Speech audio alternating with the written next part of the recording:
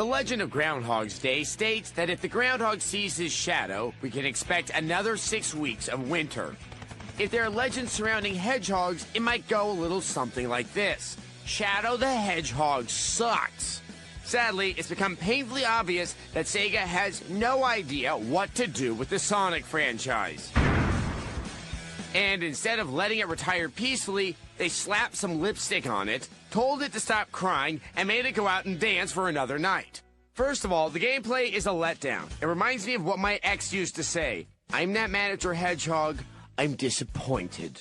Sure, the basic elements from the Sonic Adventure games are here. The large levels filled with obstacles, enemies, and secret paths for collecting rings. But the character control is ridiculously awkward. Shadow spends most of his time gliding about like an ice skater with a brain tumor. And this game has worse camera control than Michael Bay. Every maneuver is made doubly difficult thanks to that infernal camera. Oh, get over! And in some bizarre attempt to make the game edgy, Sega thought it would be a good idea to introduce firearms into the mix. The result turns out to be the exact opposite of a good idea. What's that called? Oh yeah, a bad idea. Sure, you get to blast enemies, but you spend most of your time hunting for ammo and virtually no time running really, really fast, which is what the whole franchise is based on. What's worse is this game could be construed as racist. The black aliens. Black aliens committed by the black aliens. Black aliens. Eliminate the black aliens. Kill them all. But we must stand united to defend our world against these invaders. That president seems a little too concerned with the real estate value of his planet now that the black aliens have moved in. I bet if it were white aliens, everyone would be all hugs, smiles, and welcome baskets. The tragic part of all this is that any hint of racism makes real hedgehogs cry. But enough of this negativity. Let me think of something good to say about Shadow. Something good, something... here we go. The levels. They're big, and there's a lot of them. The only other bright spot in this game is this guy. It's time to make all final preparations for our ritual. It's good to see Dr. Claw getting some VO work after Inspector Gadget. We actually dug up some of the outtakes in that recording session. Let's take a listen. Does it say, I'm going to fet you, Shadow, or is that a typo? Get you? Okay. 3, 2, 1. I'll get you next time, Shadow. Next time. What? No? Okay, I just thought I'd throw that in for the fans, but okay. It's your destiny. The power emeralds are... Oh, sorry, guys. My bad. Just one second. I told you never to call me here. Seriously. Later. Sorry about that, boys. Okay, let's back to one. Ultimately, this Shadow leaves us completely in the dark. We give Shadow the Hedgehog a 1 out of 5. Damn it. Stepping up to the plate now, we have a double team, Melissa and Amber. Yes, for those too young to buy proper pornography, there's a gaggle of bouncing, flashing, tittering twits just waiting to titillate in the guy game. No, they're not interested in you. They're interested in the engulfing black eye of the camera lens, this being the only time they rise above the double wide to greater fame and fortune. If by fortune you mean a free shot and a freer molestation of the crowd. Are you pretty smart? Absolutely not. But fame and fortune will surely come their way as they embark on their promising Jeopardy careers. The question is, what animal produces the largest eggs? Oh, ostrich eggs are really big. Dinosaur eggs are really big. Elephant eggs are really big. Okay, so Ken Jennings is probably safe. Though the men don't exactly come off like geniuses either.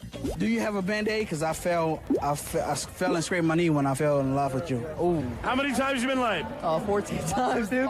Like, it's no thing. 6 times, like, it's no idea. There's 4 basic rounds. In the first, you answer trivia yourself. Then you can earn bonus points by guessing if these bouncing bubbles will pull the right answer out of their cirrhosis-inflicted brains. If they get it right, well, then they're off the hook for this round. You got away from me. You got away from me. I tried to make them difficult, guys. I didn't mean to do that to you. If they get it wrong, then off with the much-needed pink glitter bandeaus. 3! The more bonus points you get, the more uncensored the rewards. But that doesn't matter here, because for the sake of Colin Powell's nepotistic progeny, we can't show the naughty to the kiddies. In the second round, you participate in some sort of ball-oriented activity. In the third round, it's back to trivia for you and the ladies. You can earn more bonus points by figuring out which of the dumb answers they actually came up with. Unrestricted Legion. It's pretty safe to go for the absolutely dumbest answer of them all. What is the capital of Wisconsin? Well, I'm gonna go with I don't bleeping know. Then, in the fourth round, you pick which lady will successfully complete a challenge, the primary goal of which is to make them jump up and down. They get extra points for going topless. Wow, extra points? How could they resist? If you win, you get a strip show. You can tell these ladies are paid for their services because they don't jiggle. So it's basically not a video game. It's Trivial Pursuit with boobs. So if you think Girls Gone Wild is the best thing ever, then you'll like this game. For everyone else on the planet, the guy game gets a 1 out of 5. I'll do my best not to give you a hard one. By the way, who is this tool? Why is he talking? Why is he so short?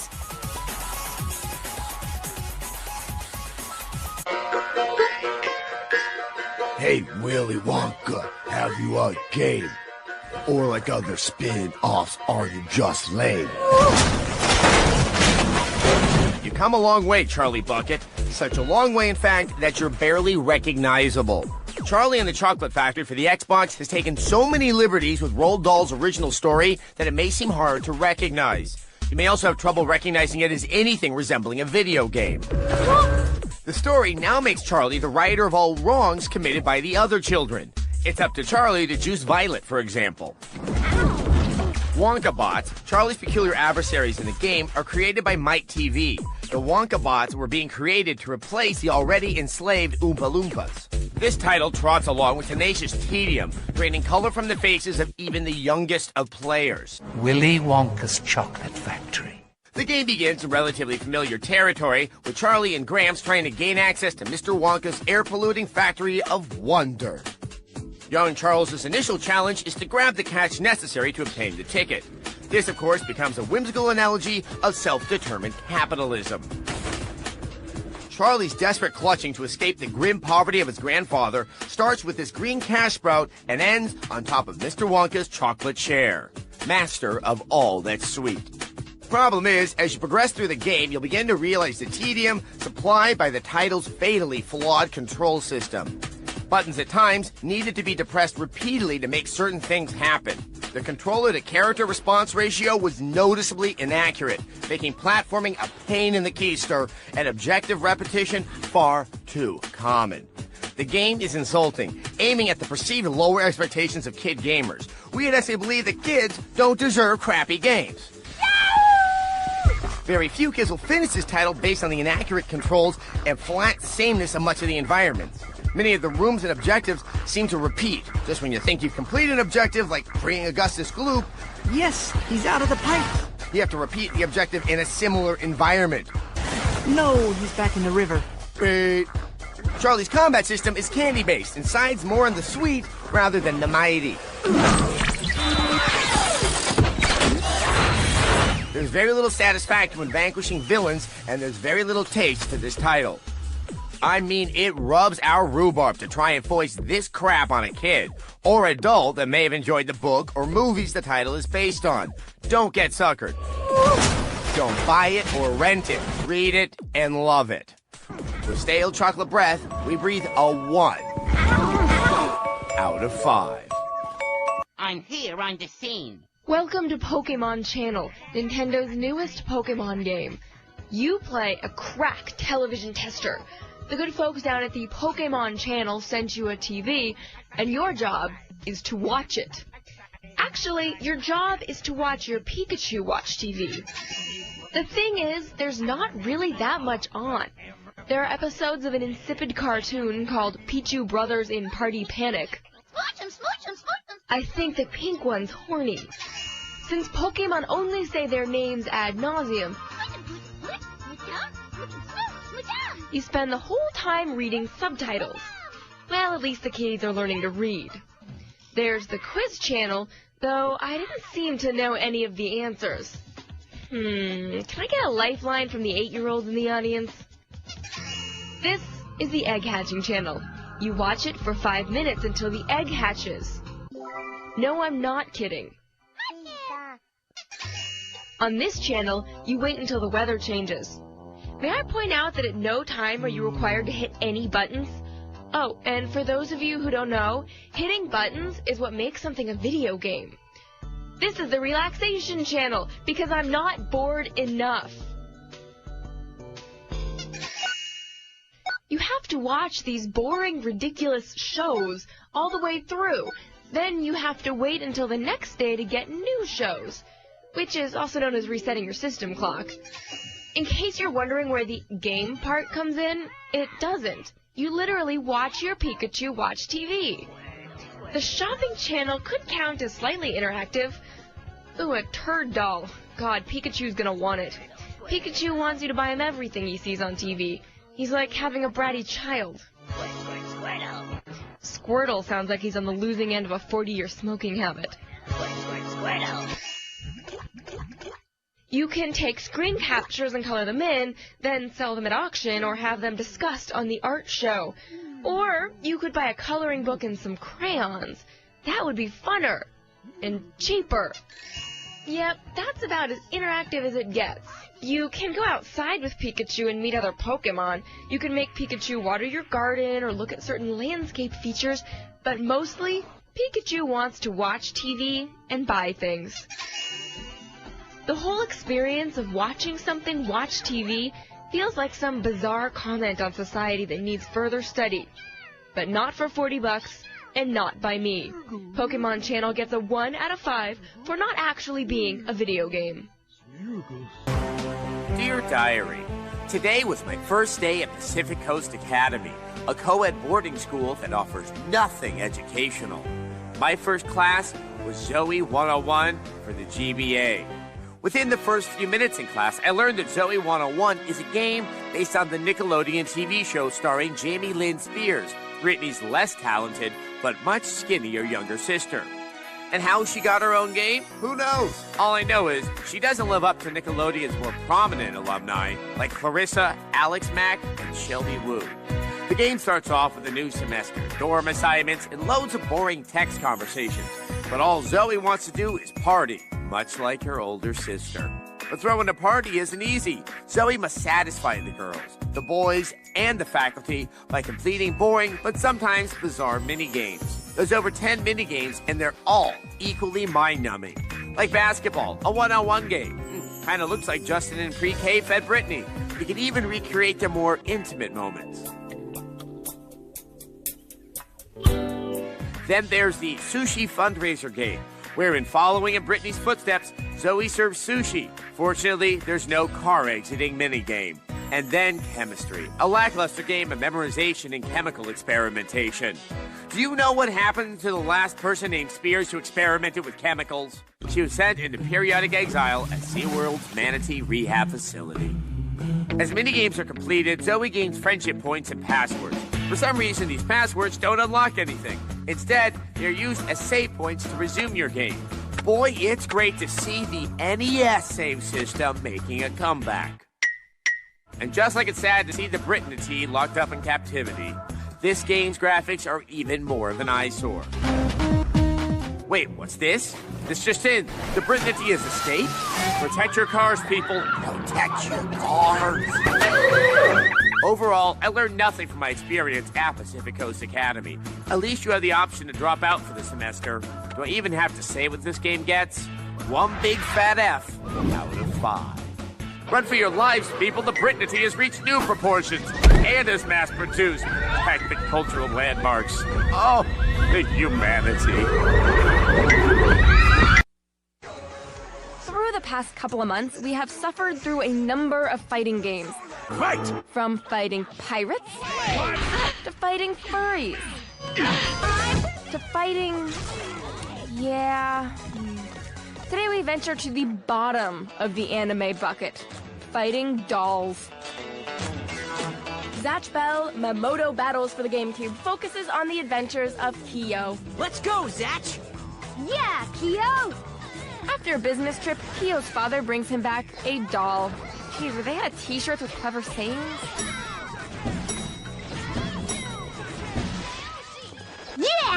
As it turns out, this transvestite toy is part of a much bigger population of Mamodo, who, every 1,000 years, must battle to the death to become the kind king. What this game boils down to is grown men playing with dolls that look like little children. Nothing creepy there. That's right, kiddo. Mission mode will take you to such exotic locales as the school, a castle, and a Chippendales review. Don't stare so much. Don't you know that's embarrassing? The original voice actors of the show lend their voice talents to the cutscenes between the battles. Ah! As long as you call this talent Invincible Folgore. Or these cutscenes.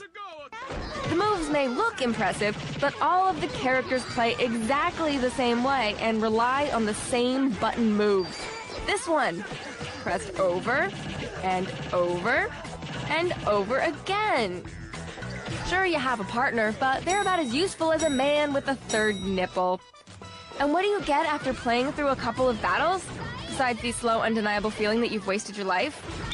Battle points! Development mode allows you to spend points on characters by increasing their strike, magic, or health, which is unfortunate because it won't decrease the sup. Bonus mode lets you purchase a random card from a store or view cards you've already purchased in your card gallery. Can you use the card to enhance any of your battles? No. Does the game somehow explain the mysterious text, numbers, or meaning of any of the cards? No. Does the game force you to play another stupid anime card game that can only be understood by Ritalin-popping 12-year-olds? Thank God, no. Much like everything else in this game, bonus mode is mostly for show. No. Now here's the part of the review where I try to smooth over all the bad points by saying something like, if you're a fan of the show, you'll love this game. But I won't. Fans expect more than cost-cutting animation and one-button gameplay. KO! The other anime games may have been crap, but they were quality crap that only a true fan would appreciate. Zatch Bell is just crap. In a dress. That's why we give Zatch Bell Mamodo Battles for the GameCube 1 bad t-shirt out of 5. If a 13-year-old boy were able to program a video game, it would probably look a lot like X-Blades. And no, that's not a good thing. Ha! What next? In this misguided Tomb Raider knockoff, you play as Ayumi, a treasure hunter who apparently is the best there is. I'm a treasure hunter, and frankly, I'm the best there is. Right. Her superpower is that she doesn't wear pants. Instead, she actually walks around in a thong the entire game. Classy. Leave it to the Japanese to come up with something so blatantly sexist. Except that this game was made in Russia, the birthplace of vodka-based alcoholism and babushka dolls. If only their cultural exportation had ended with Yakov Smirnov, we would be spared stellar voice acting like this. Are you all right? What was that? The light magic. Ugh. Now granted, this game probably doesn't look that bad to you, but you'll have to take our word for it that the combat is stunningly repetitive.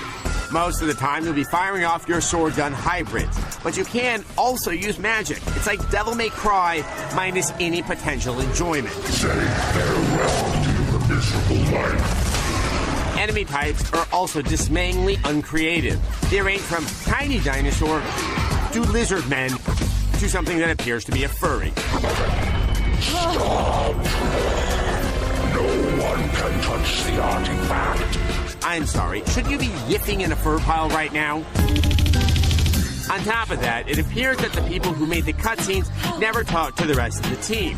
Take this moment where you finish off your opponent. He runs away in the cutscene, and then a minute later, he's nonsensically returned when X-Blades jarringly cuts back to gameplay mode.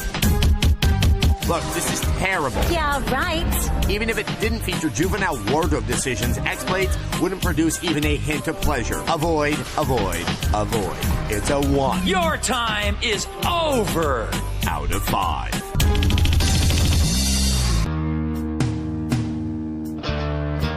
For years now, everybody has been asking, when are they finally going to make a video game based off the TV series Prison Break? Somehow, I don't think so.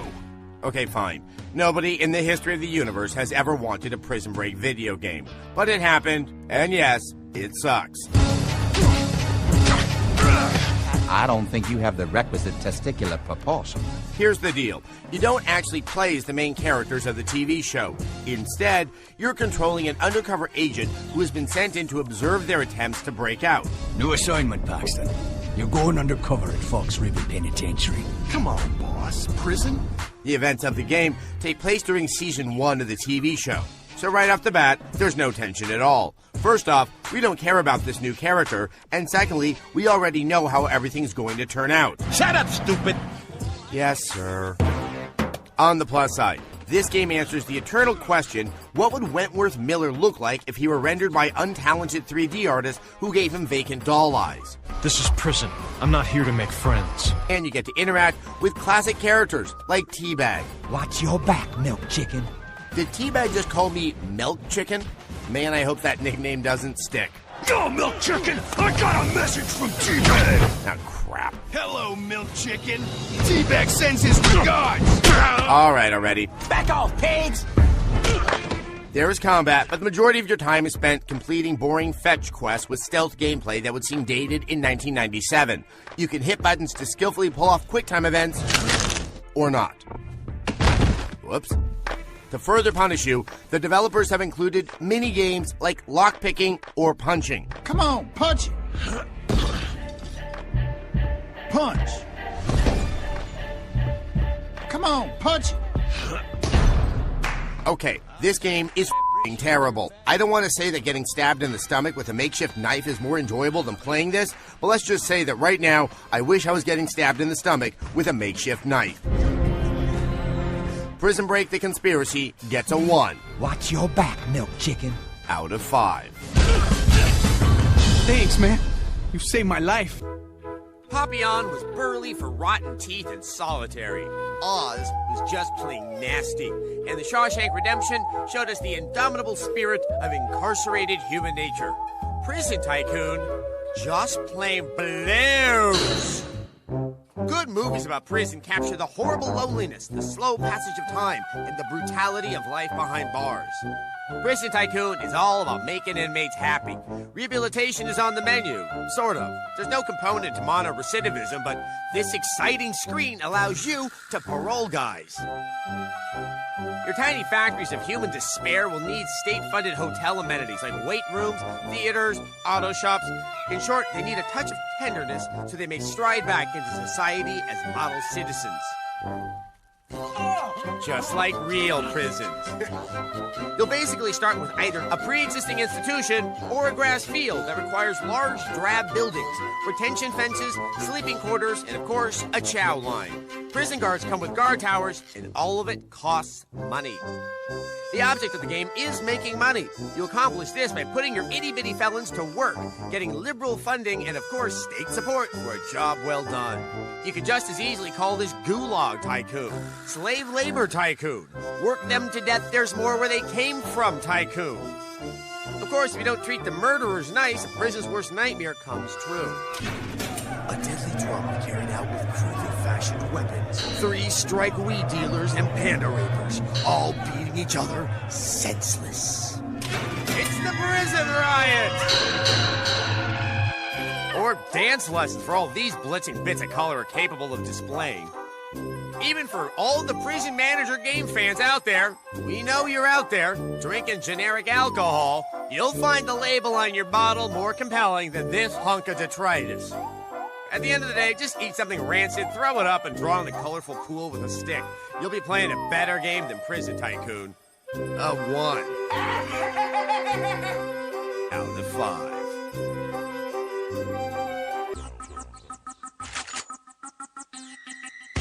I do try to keep an open mind. No, really.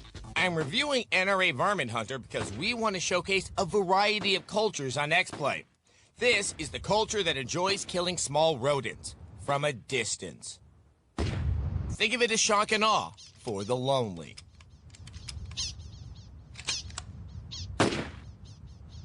While this is the first game to be a joint venture between a developer and an activist lobby, there are more to look forward to, like the AARP pension riot.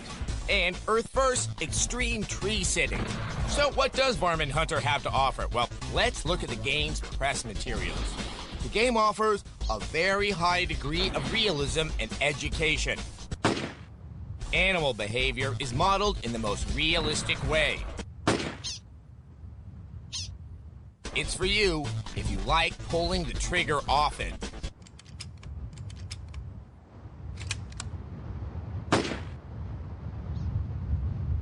Because of that, the world of reloading is frequently an integral part of the sport.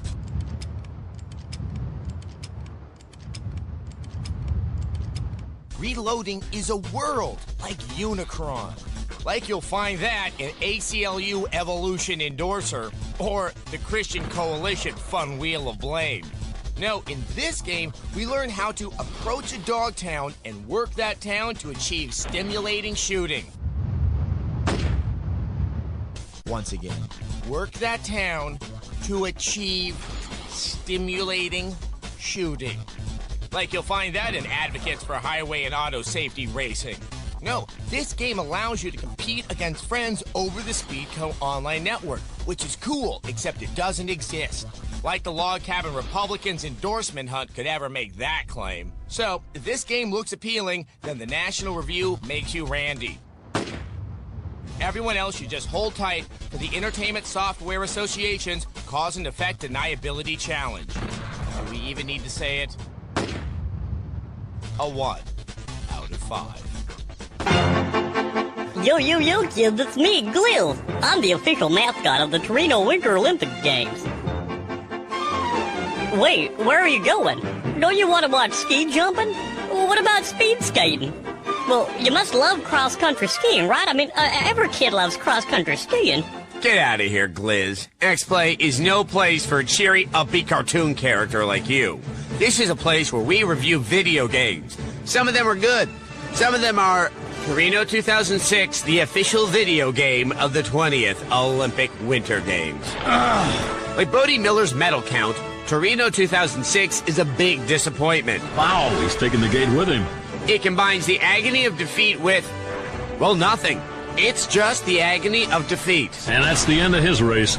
The main problem is the lack of variety. This game only has a handful of basic gameplay types. Downhill skiing, ski jumping, speed skating, bobsled and luge, and of course, the biathlon. Finally, a game for people who love to ski cross-country and shoot things. The makers of the game excluded every other event, so don't expect to play anything fun. Snowboarding? Nope. Ice hockey? Not there either. The least they could have done was to make up some fun fictional games. How about a vice presidential biathlon, where you ski cross-country for 2 miles and then get shot by Dick Cheney? Most of the games are played with timed rhythmic button pressing. It works okay, but it really makes controlling your proud, graceful Olympian feel like a mind-numbing chore. Forget about that jump. The best events are the luge and bobsled competitions. They sport a first-person view that's intense, and the controls are intuitive. Just steer with the analog stick to avoid rubbing up against the wall. But being the best event in Torino 2006 isn't exactly a difficult challenge. The rest of this game is so dull, it's no wonder it's sponsored by No-Dos. No-Dos, keeping you awake during the Olympics since 1936. The sportscasters do a good job of simulating how boring TV commentary actually is. Did you know that alpine skiing became an Olympic discipline in 1936 in Garmisch-Partenkirchen? And that year only the combined was held. Oh, right. Fascinating. On top of that, Torino 2006 lacks the names and images of specific athletes in the Olympics. You're always playing as an anonymous, nameless citizen of whatever country you choose. So this is an Italian athlete. Here comes the American. And the competition is no different. Damn you, Computer 4, we'll meet again. Even at the low price of $20, this game can't capture a bronze. Torino 2006 gets a 1. I'm sure he's satisfied with that. Yeah, I think so. Out of 5. Oh, come on, Adam. That's not very... Oh, my arm! For God's sakes, Mr. Cheney, I thought he was annoying too, but he's just a cartoon character. Oh, jeez. I thought he was made of ice. Look at all that blood. It's all about the blood. Sweet, life-giving blood. That's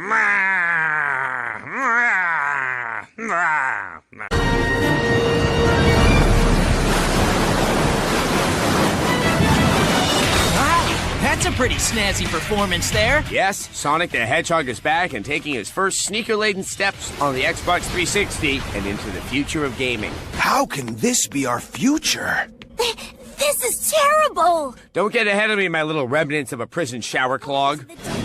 Animators have painstakingly slowed down every frame so gamers could truly appreciate the fine mahogany craftsmanship. But unfortunately, they had to replace the delicate grains with glitches. Hedgehog-killing glitches. Whoa! Not to say that the deficit of adequate controls and aiming hasn't taken out more furballs than the Turks during World War I. They have. Oh, and the camera. That swinging heifer unable to locate a solitary enemy on the screen. Go ahead. Locate the boss. Go look towards Eggman's insidious devices to hand you your toe tag. It's the falling tower hidden by the camera that kills you in the end. No! At times, you can almost catch a glimmer of what next-gen Sonic could have been through the higher quality cutscenes. Not that they're all of highest caliber. Okay, you be careful, Tails. Or help make any sense of the story. His power can change time and even manipulate the fabric of time itself. And the barely legal furry undertones tend to stand out, especially if you do this.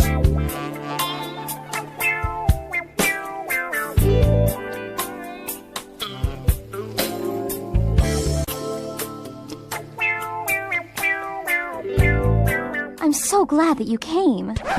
Despite what you think, Sonic is not about losing the princess, saving the princess, losing the princess, going back to town, saving the princess, seeing how fast an underage girl can pick matted blue hair out of her teeth, and dramatic pause. It's about the people. Huh? Helping the 10 or so people in this sparsely populated Duplo city. Like this good citizen, I accept the task and... yeah. Okay, and we're back, and she's telling me what I already know, and... what? Were you hoping to see more Shadow riding around a car, Silver missing every throw, or hours of my life wasted just pushing forward? So here's the puzzle. Obviously the number 5 is missing. I make my selection and... the loading screen is the mortar that keeps this house of Usher together. After leaving a city, before the boss fight, after you die, between cutscenes, before the results, after the results. Hold on, where was I? After the girl...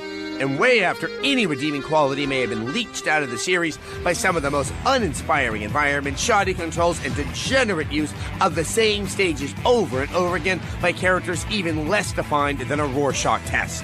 That's why we're giving Sonic the Hedgehog for the Xbox 360... what? These are high-end scores! A 1 out of 5.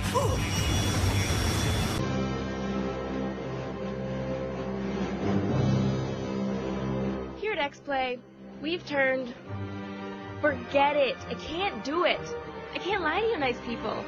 Cliche or no cliche, Batman Dark Tomorrow is another crappy superhero game in a long line of crappy superhero games. What's wrong? A little history for you. Batman Dark Tomorrow was supposed to come out at the launch of the GameCube. It's been delayed for the past 2 years so the developers could fix it. So tell me, how do you spend 2 years fixing a game and still have it turn out this bad? I'm afraid it's worse than that. You can say that again. A couple of things about Batman. First, Batman swings gracefully from rooftop to rooftop. He does not just hang there like a dork.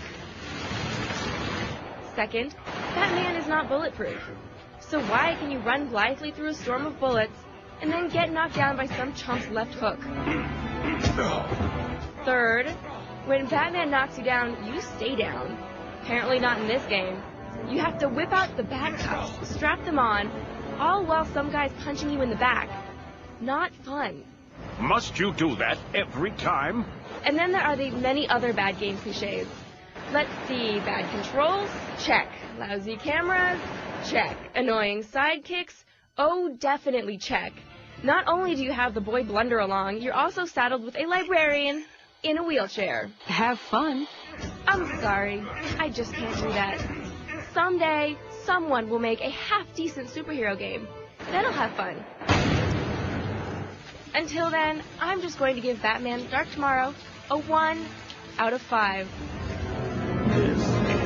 now. That's the best thing I've heard all day. Many people ask, is Drake of the 99 Dragons based on an existing comic book? No, it's not. But if it were, that comic would suck. What was that? Okay, where do I begin? This is Drake. His skin pallor resembles moldy plasticine. He disfigured Jay Leno when he stole his chin, and his mouth is perpetually open as if he's as shocked as we are at how utterly crappy this game is. But he sure believes in himself. Nothing can stop me now. Drake is part of the clan of the 99 Dragons, except someone killed the other 98. This can't be. And he's kind of immortal or something. Drink, and you'll be strong. That's the key to immortality? Bitter and sweet. Honestly, I don't know what's going on here. Do not fear. You can hear but are unable to move. The time has come. What is clear is that Drake holds a gun in each hand and runs around shooting at things willy-nilly. The tutorial teaches combat as running away in a circle while mashing on buttons.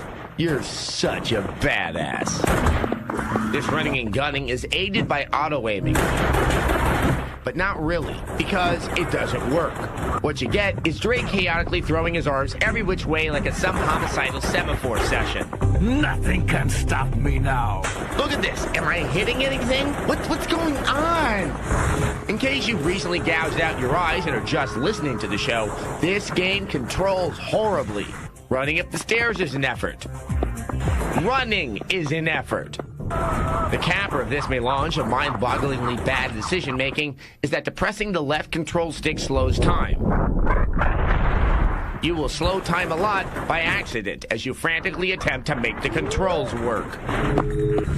Though it is useful for gunning down small Chinese girls. Nothing can stop me now. And then there's the camera.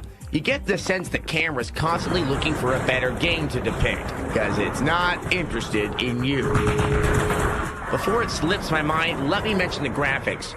At first, they seem interesting. Then you realize they're not. Drake himself shifts from animation to animation so abruptly, I thought I was having a seizure. Then I realized it was my brain trying to shut down because it couldn't withstand the massive suck emanating from this game. So yeah, pretty much there's no reason to buy this game. No reason to rent this game. No reason to say any more about this game. But I have some time to kill.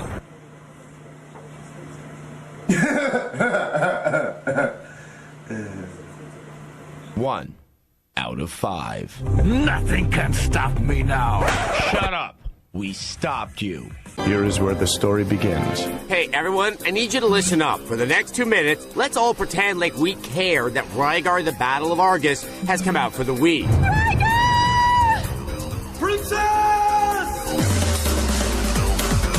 This isn't actually a sequel to the franchise. It's a near-exact replica of a 2002 PS2 game. And nothing makes people reach for their wallets like the phrase replica of a 2002 PS2 game. Now, granted, that game was actually pretty good for its time, but consider this. All they really changed is the addition of Wiimote controls. Oh, and now Rygar has prematurely white hair and a strangely intricate sports bra. What do you know about me? But this game is more than just a masturbatory aid for the West Hollywood nursing home. It's also a strong argument against pointless remakes for Nintendo's Funtime Novelty System, aka the Wii. Seriously, the control scheme adds almost nothing to the experience. I guess Tecmo assumes that we're a bunch of mouth-breathing idiots who are still entertained by swinging a plastic candy bar in front of our TVs over and over and over again. Well, it's not 2006, and we didn't just introduce our grandmothers to Wii bowling. This is old, people. What's that?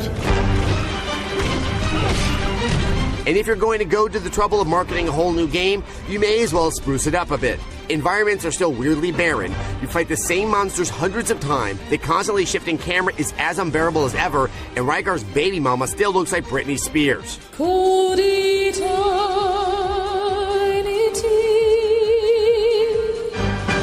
Okay, so here's where we talk about the positives, right? Nope. First of all, there are none. And secondly, this is my show and I'm late for my daily cranberry sauce enema. This is no time to be talking so smugly. Rygar the Battle of Something Something gets a 1. What do you think you know? Out of 5. I beg you to come and kill me. On the surface, Bad Day LA has the makings of a cool game. It's a third-person shooter that tells the story of a homeless man trapped in LA on a day where everything goes wrong. Get off the freeway, you retard! There's a terrorist attack. And an earthquake. Earthquake, Meteors, fire, superhuman villains, giants, and zombies. Yes, of course, there's zombies. Okay, so you're thinking the hero is an action hobo and he has to traverse an entire city while fighting off gangs, the undead, and just about every other possible world-ending event all in one day. Awesome. I'm in like Osama is into Whitney Houston. No! They want my pickle! Oh, man! Don't talk about your pickle to me! Then you play it. Suddenly, Bad Day LA is your bad day because you actually paid money for it. Although the cinematics would lead you to believe this game is going to have a real smooth, cool, and unique look, this doesn't translate to the actual gameplay. The bland graphics are akin to the type of game you get free from Kool-Aid for sending in 5 proofs of purchase labels from your Grateful Berry Blitz. Another one bites the dust. As cool as it might sound to play through a game as a battle-ready homeless guy, consider this. Do you really want to take the hero's journey with a guy who probably smells like part of that journey is never having to say, I wiped properly? Something ain't right. Oh, morning breakfast burrito done up my pipes. Ooh. Your main objective in this game involves a fair amount of outright murder, but at its core, you really just have to help people. In fact, of all the generic, same as it ever was weapons in this game, for instance, the shotgun that you'll have to shoot drug dealers with up to 5 times in order to bring them down, you'll probably be using the gauze the most. Yes, that's right, I said gauze, which you'll use to bandage and heal the panicked denizens of LA. Why? To earn smiley faces. Because isn't that what hobos are all about? Even the murderous railway ones. Sometimes when the game is just downright bad, a little humor can be its saving grace. Damn, girl! You so fat when you cross the street. Cars look out for you. Not here. The jokes in this game are as tired as the sick kid that tags along with you the whole time puking on people as a weapon. I'm not going to say that all the jokes we do on X-Play are mature or thought-provoking, but the constant references to fine asses and mud butt in Bad Day LA get to be a bit much. If you don't want to see it in mud butt, you best close your eyes. Bad Day LA took a great apocalyptic premise, set it in a city that couldn't be more deserving of an apocalypse, and then totally crapped in their proverbial hobo trousers. That's the way we do it. Bad Day LA gets a 1. Earthquake, out of 5. And that, boys and girls, is your lesson for the day.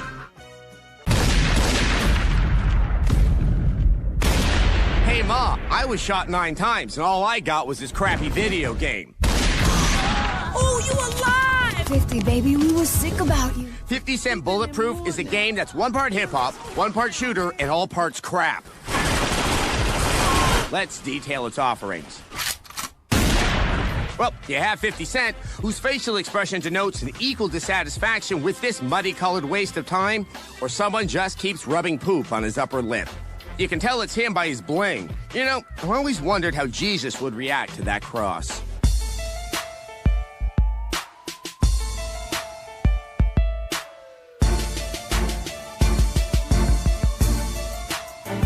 Let's see, it also has other rappers, Dre. Oh, is that a ghost? Eminem. But you shouldn't be playing this game for the robotic retirees of hip-hop. Is that any way to welcome a guest? This game is about action. All you do in this game is shoot. That's it. And guess what? The shooting sucks. It sucks so much, I'm not going to waste an analogy on it. No matter where you are, how close to an enemy you are, what gun you are using, you can't hit anything easily. This isn't realism, it's just complete crap. Look at this. In this game, I wouldn't even be able to donkey punch Fat Joe successfully. I never ran from nothing. Yeah, I know, because you can't run. 50 moves so sluggishly in this piece of programming afterbirth. You think the developers thought that the crap aiming wouldn't be enough to inform the player that they had been ripped off. Is money the only thing that matters to you? That's pretty funny coming from a guy who calls himself 50 Cent. Okay, so for that reason alone, you should never play this game. But hold on, I want to point some other things out. Okay, here's one of the early missions. Yep, you've got to go to the laundry. But it gets better. You have to turn the power on for the laundry. Why? so you can leave the laundry. Mama says stupid is as stupid does. See how 50 is looking at the pen like it's as confusing as Medicare? That might explain this tidbit of dialogue. Yo, these kids ain't from Queens, man. They using some high-tech shit. Yep. That's what passes for deductive reasoning here. Using electronic armaments removes suspicion for all the inhabitants of one of the 5 boroughs. Cover me, Frank. So there you have it. This game has just been given more attention than it's ever worth. Thinking it's interesting because 50 Cent is involved is as sensible as letting Michelle Rodriguez drive you home safely. A 1 out of 5. Come get some! Hey, have you ever wanted to buy a video game that had no game in it but taught you how to create a video game? Aha! So you want to be the new game tycoon? Have you ever sat down at your PC and said, wow, it would really be fun to learn more about banking. Is there a game out there for me? I would like to apply for a loan. Does any of this interest you? It does? What the fire truck is wrong with you? I wish you good luck. We're here to show you Game Tycoon, another in a long line of tycoon games like Zoo Tycoon, Roller Coaster Tycoon, Stuart Little Tycoon, World War II Tycoon. I could go on, but why? Why? Indeed. For the sake of argument, say you might be interested in this, I hate to even say it, this game, and you want to learn about the video game business? Well, with Game Tycoon, you can learn to create a game engine. Borrow money for your gaming venture. Welcome to our bank. Talk to advertising companies. My company has to be more publicly known. Even go to the local college campus to hire some hungry programmers from the bulletin board. That is, if these damn college kids aren't off listening to Marilyn Manson, saving the forest, or some hippie crap like that. Only you can prevent Game Tycoon. Anyway, if you've ever wanted to sit at your computer playing a game about sitting at a computer, well then look no further. It's senseless. It's pointless. It seems like work. And most importantly, it just ain't fun. Out of 100 people we interviewed, only 10 know your company. Let's not forget, sometimes the buttons don't work, and sometimes they do. It's the chance you take. I wish to finally pay back my credit. If I want to learn about the business, I wouldn't have gotten into video game reviews. I would have opened, I don't know, a burger joint somewhere. This game sucks. Is there anything redeeming here? Well, the newsstand guy is somewhat humorous. I need the laptop for my work. Yep, we're grasping for straws with that one. This game sucks. We give Game Tycoon 1 waste of our sweet-ass time out of 5. Maybe I can do you a favor next time. Would you know my name if I played Shining Tears in Heaven? I must be strong and carry on, 'cause I know I'll never play Shining Tears in Heaven. Shining Tears is an RPG about a man with a past he can't remember. The so-called hero of the story washes up on a beach, is rescued by a lovely lady who hangs out by the beach, alone. He doesn't remember anything. Everybody believes it has to do with this mysterious ring that he's been carrying. Any resemblance to Lord of the Rings is purely intentional. This RPG also has some battle action in which the player... I can't read this anymore. This game is bad. This game is so bad. How bad is it? This game is so bad, it was caught lip-syncing on Saturday Night Live. Hi-oh! This game is so bad, Ben Affleck wants to star in a live-action movie. Hi-oh! This game is so bad, Jay Leno should host it. Hi-oh! If you like RPGs with hackneyed, cliched writing, Shining Tears is for you. If you like combat with a sense of style, and by style I mean crap, then Shining Tears is your game. If you like graphics with a visual appearance not seen since the days... You know, this game is so bad, I can't even come up with a semi-clever metaphor. This is what I'd rather be doing than playing Shining Tears.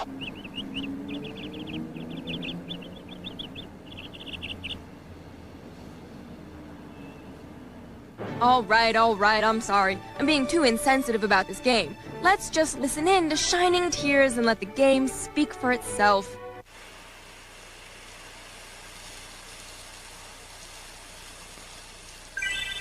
I'm sorry. It's just this game is so bad, my mind starts wandering to random thoughts.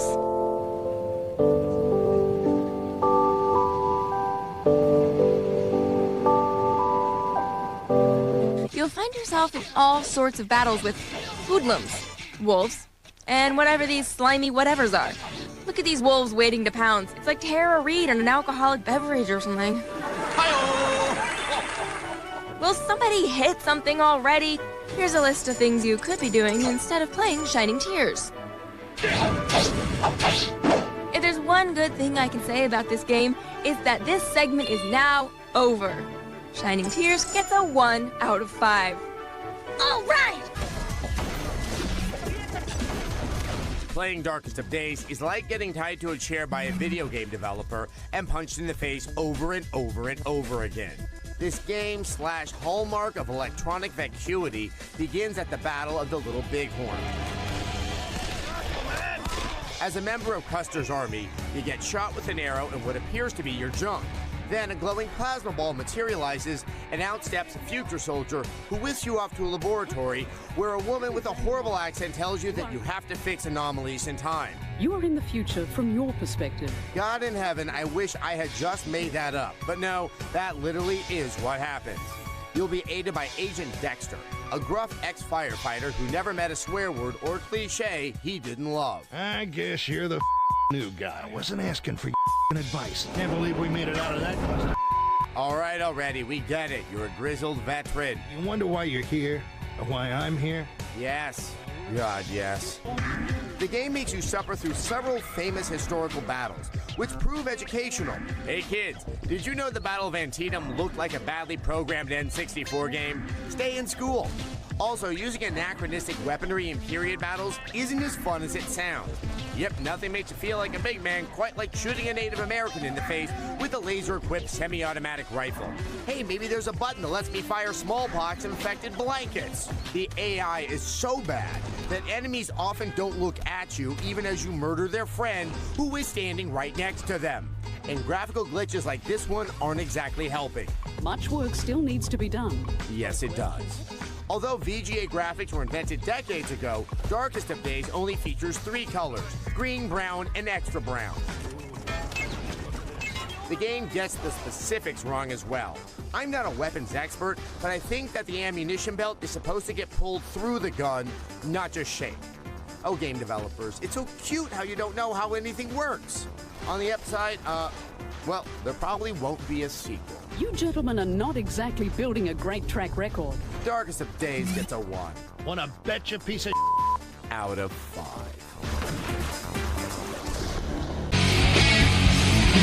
Tony Hawk Ride may go down in history as the game that finally ended the motion control craze. The game's developers have taken a cue from the Wii Balance Board and packed in a wireless skateboard controller. The peripheral is solid and durable, but there's just one problem. The game is an enormous piece of crap. Now get in there, let's do it. To help us demonstrate, we've invited X-Play's #1 fan Gamertag to... what are you wearing? Hey, Morgan, it's great to be here. I'm dressed up like Christian Slater from Gleaming the Cubes, and I'm getting ready to gleam my own cubes on Tony Hawk's Ride. That's, really precious. Look at me, skating the Tony Hawk way. Awesome. Anyway, as you'll quickly find, the controls in Tony Hawk Ride are largely broken. You lift your nose to ollie and slide your foot alongside the board to push. Now that you know how to stand on the board and push, it's time to start the fun. Actually, Tony, the fun never really starts. Grinds! Grinding objects is a blast. Yeah, not really. Manuals are surprisingly satisfying to pull off, but as you might expect, many of your movements don't register on time. There's kind of a delay when I do everything, especially when I'm skating. Yeah, and even when it works right, the game never really feels like skateboarding. On easy mode, you don't even steer the board. It's like the skateboarding equivalent of an on-rail shooter. Let me ask you this, should I be experiencing a burning sensation in my shins? Not unless your lower legs had sex with a meth-addicted prostitute. The repetitive nature of Ride is just another reason the game should be buried 6 feet under the earth and never be heard from again. Maybe I could just use the controller? Unfortunately, the answer is no. The gameplay has been built around the busted peripheral, so the open-world elements of previous games are gone. There is absolutely no scenario under which Tony Hawk Ride would provide even the slightest hint of pleasure. Well, what if I actually take it outside and skateboard with it. Well, we paid $120 for it, but there's nothing you could do to make it more broken. Do you want to have a skateboarding montage set to terrible punk music? Morgan, it's my destiny.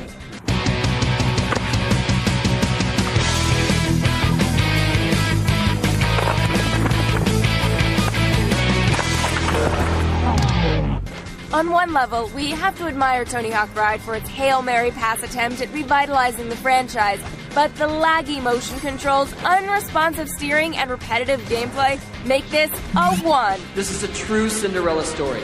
Out of 5. See you at the next cube we're gonna glean.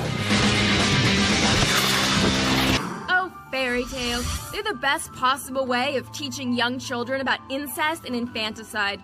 But thanks to a sassy green ogre who stormed onto movie screens a few years ago, fairy tales have now gotten sassy. Fairy Godmother Tycoon attempts to do a similar job of turning traditional folktales on their heads, but fails resoundingly because it fails to include a game in the game. That's overstating things just a bit. There is a game in Fairy Godmother Tycoon, but it doesn't really involve any fairy godmothering. You don't turn any mice into horses or turn char girls into princesses. You sell potions. Yeah, it's lemonade stand. You buy ingredients, set a price, and hire staff depending on the curse forecast. Yes, they couldn't come up with anything more original than the 30% chance of rain you got from lemonade stand on the Apple II. It is stunning that a modern game gives you so little to do. Aside from the budgeting, all you can do is sit back and watch villagers rush around, possibly seeking aid in your shop. Sure, there are bells and whistles, like an elf to make potions quicker, or a jester to entertain the folks in line, but it's all just a cheap ripoff of the juicer and clown from Lemonade Tycoon. And there are cutscenes. If you consider this a cutscene, they place a hilarious spin on all our favorite characters. Haha, dragons that are hippies. It's crazy. Seriously, is one of these potions an elixir of sweet release of death? And periodically, your favorite fairy tale characters will come up to you with highly improbable scenarios for you to adjudicate. Why, that wolf blew down the little pig's house because the pig owed the wolf a mortgage payment? Comedy platinum. This game is horrible. It's an apostasy. It reminds me of the moral iniquity of a godless universe. It sucks. Its only purpose is to play on the naivete of parents buying games to distract their children long enough for mommy to finish the New York Times crossword. Go to hell, Fairy Godmother Tycoon, and take your 1 out of 5 with you. This is Aquaman. Doesn't look like Aquaman to me. This is Aquaman. You know, the Luke Skywalker boyishness, the tasteless scaly orange mixed with the industrial green of his gloves. This guy, he's got a blonde mullet and a claw hand. What happened? A horrible disaster at a Skinner concert? Now, if you think the Fishman looks bad, check out the game. You swim, and you fight. Swim more, then fight. That's it, and it still barely works. Reminds me of another famous superhero game, the abominable Superman 64. Looks like the Man of Steel's got a buddy. Now, we all know that Aquaman's superpower is that he can talk to fish. Look what happens when the concentric circles come out of his head in the game. Oh yeah, that's exciting. Well, I'm not gonna let some stupid game prevent me from a decent Piscean human discourse. Meet Slippy. He's my new buddy that I took around my hometown. Slippy and me became fast friends. Love the view. Which is more than I can say for the graphics in Aquaman. The word I like to use is dull. The only effort seems to have been put into Aquaman's golden, flowing mullet. And these are what pass for cutscenes. Comic book panels without sound. But you can add your own. Arthur, you must stop him. You cannot allow this man to continue to attack Atlantis or us. He will not of that, you can be sure. Slippy and I had far better conversations. We talked about his life in the ocean and even called some family. As I said before, virtually all you do in Aquaman is fight bad guys. Sometimes to deactivate bombs, and other times to rescue these Tama Finland rejects. You'd expect then that the combat might be half decent at least. This is the highlight. The controls are mushy, and some combos require an absurd amount of memorization. Not that it matters. Just hit some buttons, move on, hit some buttons. There are some sub-levels to break things up. The best way to describe them is imagine something fun, then take away the fun part. Speaking of fun, Slippy and I were having a blast until we went to the wrong part of town. After that, he started to act surly. I think he had too much water. No. Aquaman is one of the worst games to come out this year. It has just enough elements to qualify as a game, and no more. There is not one interesting aspect of this title to even warrant a rental. Aquaman, the fight for Atlantis, sleeps with the fishes. A 1 out of 5. Oh, and Slippy, well, he made some comment about my hair. I made a comment about deep fat fries and big appetites. Amazing. Such a bad game, but made for such a great day. What do you get when you take everything good about multiplayer fighting games and leave out the good part? Why, Teenage Mutant Ninja Turtles Mutant Melee, of course. Dull, pointless, and not entertaining in any way, shape, or form, Mutant Melee is the miscongeniality 2 of video games. There are 2 modes of play available, bad and worse. I'm kidding. No, I'm not. You can play the bad single-player adventure mode, or the even worse multiplayer Mutant Melee mode, which you can also play alone. And you may have to, as you're bound to lose any friends who you sucker into playing this with you. Yeah! The word play shouldn't even be used here. Play is something that brings joy and amusement. Instead of playing Mutant Melee, you'll feel more like you're painting it, because it will definitely pain you.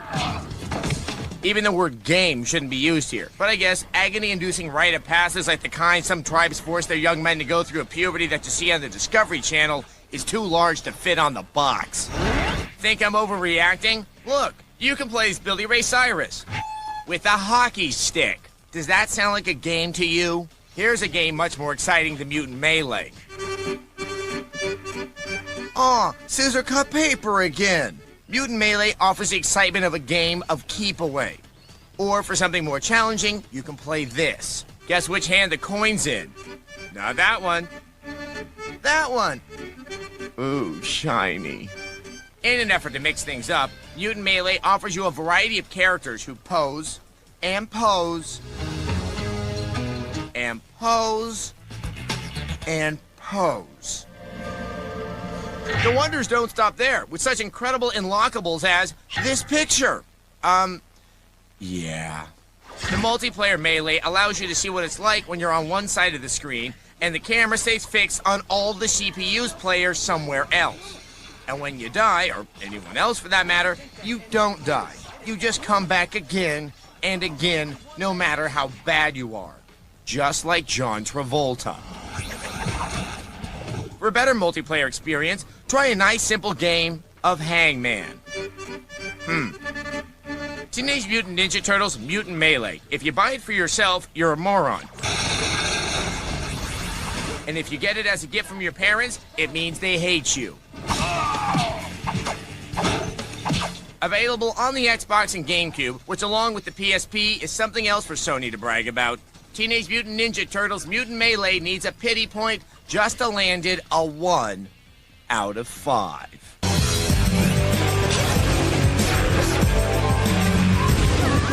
Okay, let's do this. Onechanbara Bikini Zombie Slayers is exactly what you'd expect. A big pile of This shameless sequel is exclusive to the Wii, and as such, it features terrible repetitive motion control. Since the sword swings don't really match up with your movement, you're left arbitrarily shaking the Wiimote.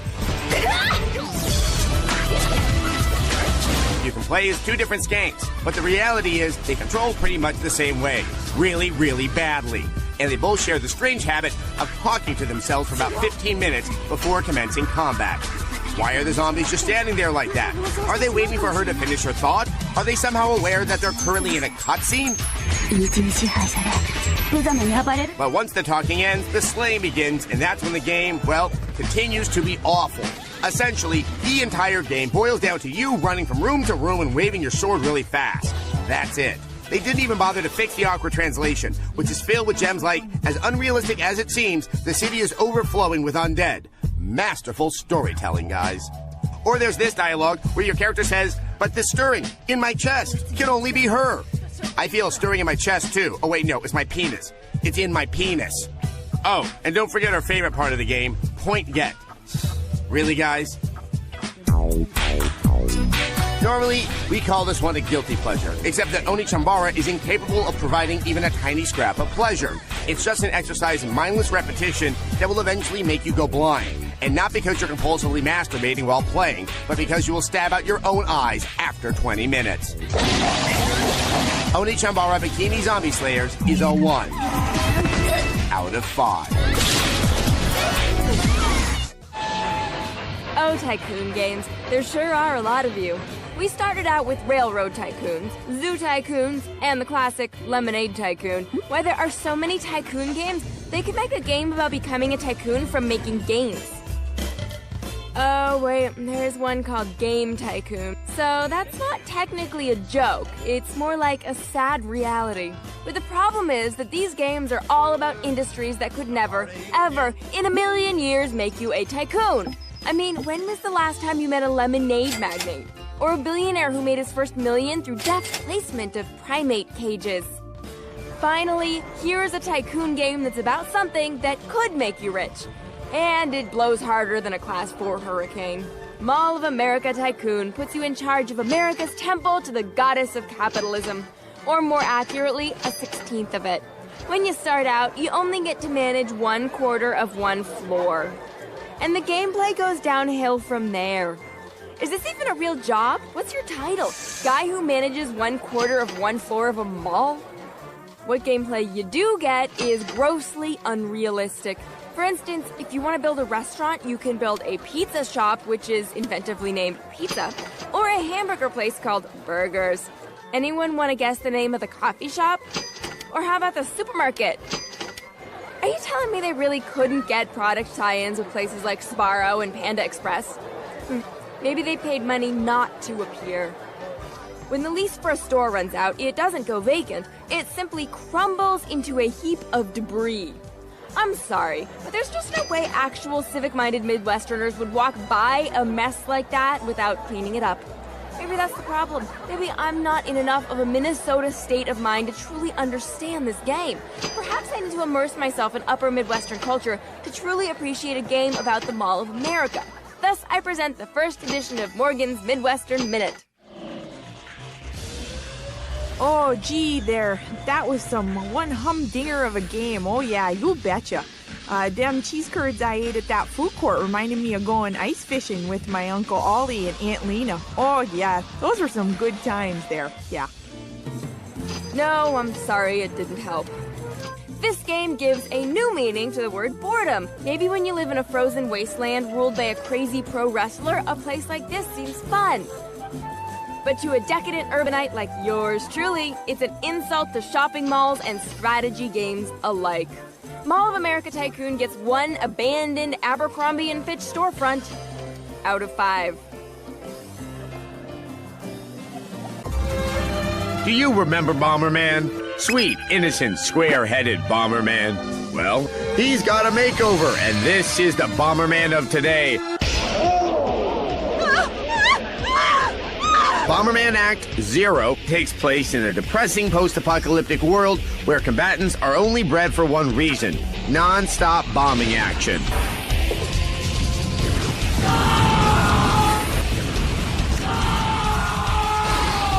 What's confounding is that while the look is new, the gameplay is still the same old Bomberman. Only you look like Master Chief and Venom had a baby. In an age where the term Bomberman evokes images of terrorists, did we really need this dreary update? Well, to answer that question, we've got a special guest on the phone, Dr. Heimlich Betzer, who has a PhD in psychology and is author of the book, Sweet Christ, That Sucked. Hello, Herr Doctor. Guten Tag, Adam. So, how do you feel about the fact that there are 99 levels and no save option? That suck knows no bounds. It's like, suck is right here, and that is somewhere way beyond it. It's like way over there. I mean, who would do that? And what about the issue of the absence of local multiplayer? You can only play with someone else over Xbox Live. Oh, that definitely sucks. I haven't been this disappointed since someone served me chocolate cake without the coconut. Now, can you actually quantify how bad these aspects suck? Certainly. I would say it falls somewhere between the film Lady in the Water and the Black Plague. The bubonic plague, the one that killed hundreds of thousands of people in the Middle Ages? Jawohl, Bomberman has slightly less suck than that. Slightly less. Just a tiny bit of suck less. Less, is that how you say it in the English? Suck less? Less suck? Staggering figures, Doctor, and most likely accurate, too. Adam, I don't just make this stuff up off the Glockenspiel. Well, there you have it, folks. Along with the new look and lame features, the developers did manage to throw in one interesting idea. You can play as a bomber woman. Yep, us boys no longer have to bear the brunt of this terrible game alone.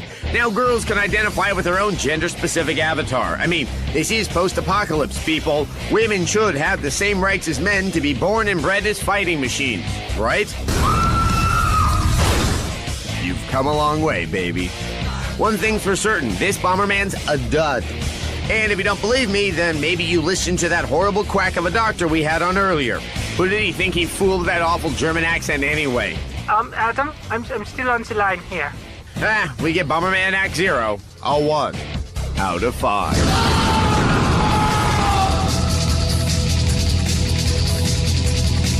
You are dead. Competitive high-stakes poker. If I had a nickel for every mediocre poker game ever released, I'd have a ton of nickels. Let's play. Oh, great, another one. Below average graphics, terrible voice acting, disappointing gameplay. Yep, it's all there. You are calling so I can pound you on the river. Hello, nickel. But wait, World Championship Poker featuring Howard Lederer, all in for the PS2, is different. How so? Well, it features Howard Lederer, of course. Nice! No hand, so I'm out. Now, I'm going to be honest here. I have absolutely no idea who Howard Lederer is, and I'm fine with that. Could I spend a minute looking him up online? Sure. Did I? No. Why? Because who cares, that's why. If someone takes a crap on your front lawn, do you really want to know any more about the guy who did it? No. You just want the crap to go away. You want it bad, I can see that. Okay, let's get this over with, starting with the good. Don't worry, I'll be brief. World Championship Poker featuring Howard Lederer, all in, or WCPFHLAI for short, allows you to play 19 different types of poker, which is rare for the genre. No hand, so I'm out. The graphics are terrible. So bad, in fact, that you'll probably want to double-check to make sure you're actually playing a PS2 and not your old Sega CD. But hey, at least the dialogue stinks too. It's super repetitive, and most of the time, it makes no sense at all. Ow, my leg hurts! This is funny the first time. Let's pump up this pot. After that, it's... Let's pump up this pot. It's... Let's pump up this pot. Oh, for the love of God, will you please stop saying that? You want it bad, I can see that. As the suck train rolls on, you'll visit the pawn shop or your empty apartment. Why? Who knows? Customize your own character for a real treat. Choose from male, female, dog, Elton John, or the old fake arrow through the head gang. Now that's hilarious. Oh, Lederer, you don't know when to quit. Seriously, quit making video games already. Come on. Don't worry, we're almost finished. Go ahead and knock yourself out, buddy. Between games, you'll receive totally complicated, completely useless tips, like this one about counting cards. Whoa, that's confusing. And I'm pretty sure it's cheating, too. Are you all afraid of my power? Just when we thought it couldn't get any worse, we saw this. Pair of queens wins.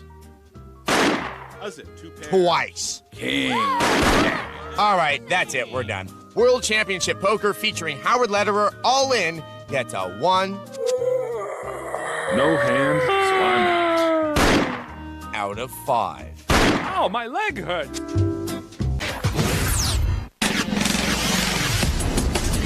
There are many ways a game can go wrong, and Fugitive Hunter manages to find just about all of them. This is one game that will not make you proud to be an American, or a video game fan, or alive for that matter. Roger that, Sierra 5, I understand. You play as a special operative in the CIFR. The Criminal Interdiction and Fugitive Recovery Task Force.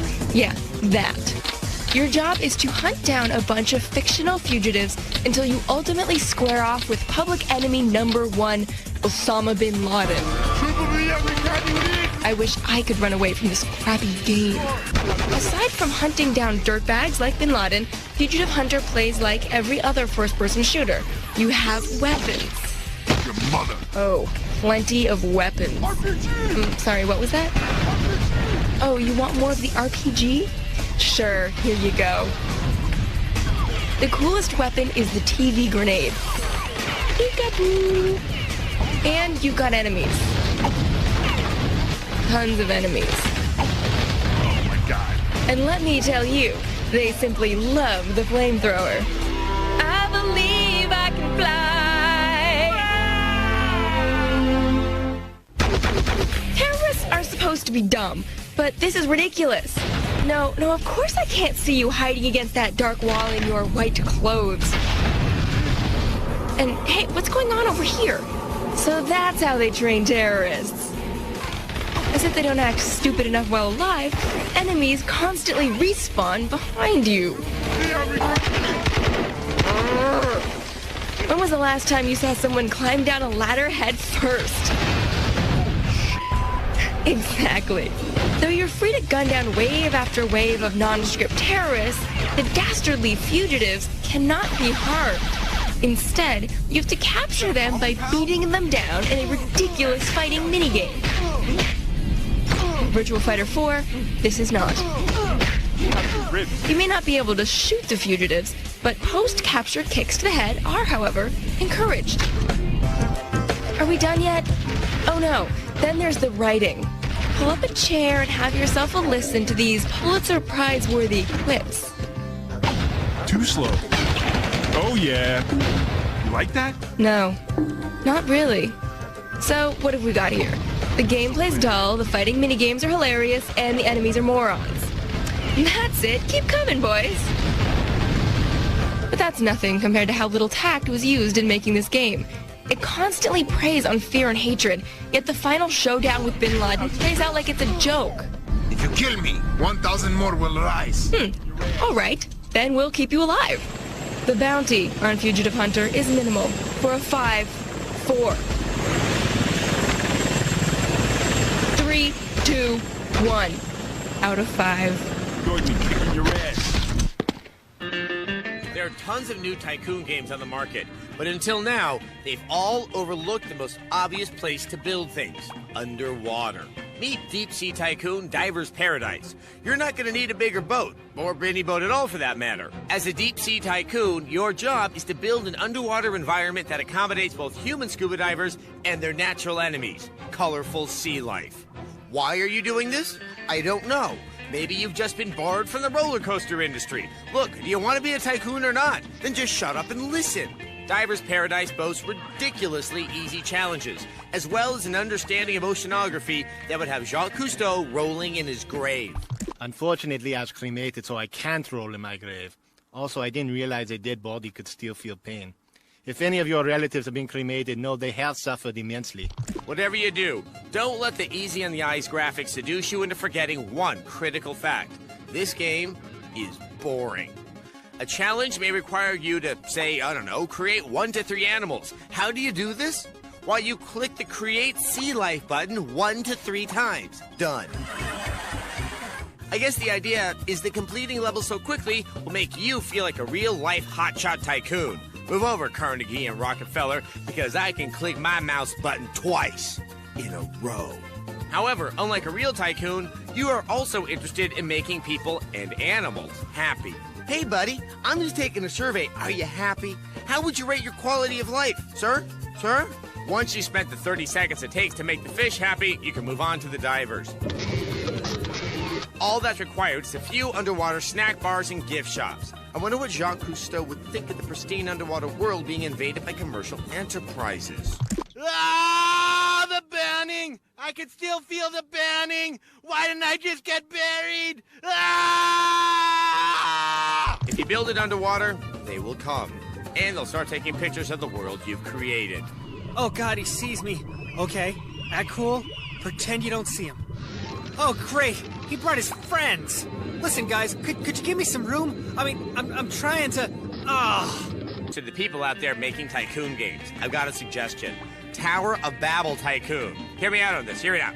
You just keep building and building until you reach the gods, or until they decide to exact their revenge upon you.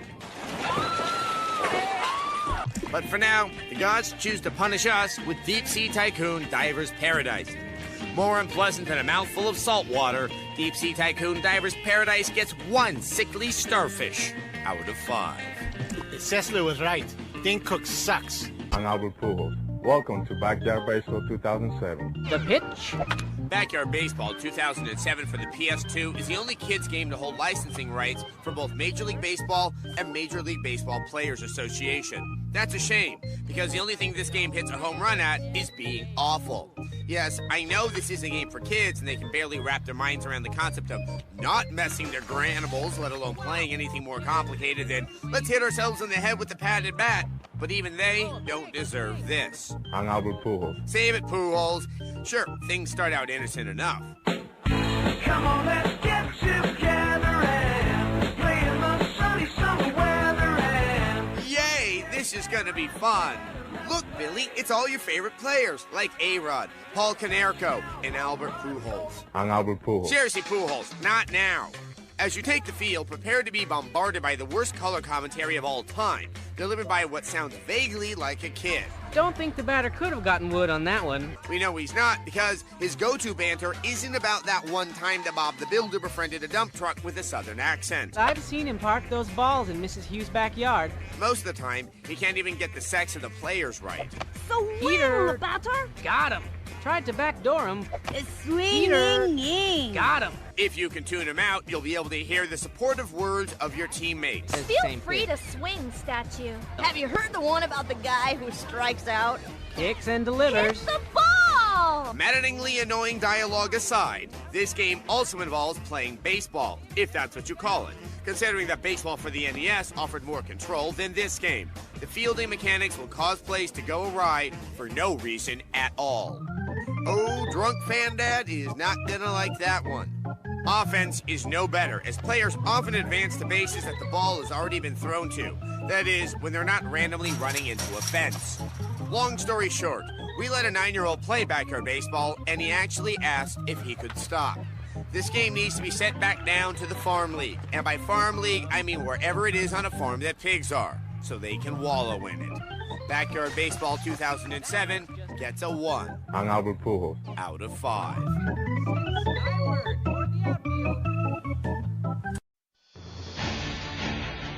Enter an odious realm where evil is always in residence. A horrible world of corporate cannibalism. A place where you'll be chewed more than your mother's Salisbury steak. Where bodily fluid will flow more liberally than A1 on flavorless meatloaf. Enter the aging game space of Resident Evil Code Veronica X, where everything is as it was and nothing has been made current at all. Umbrella up, game fans, it's raining guano as Veronica X plods from a GameCube near you in all its year 2000 original release splendor. It's moaning zombies ahoy as you navigate the endless archipelagos of dimly lit dread, killing and collecting on the road to salvation.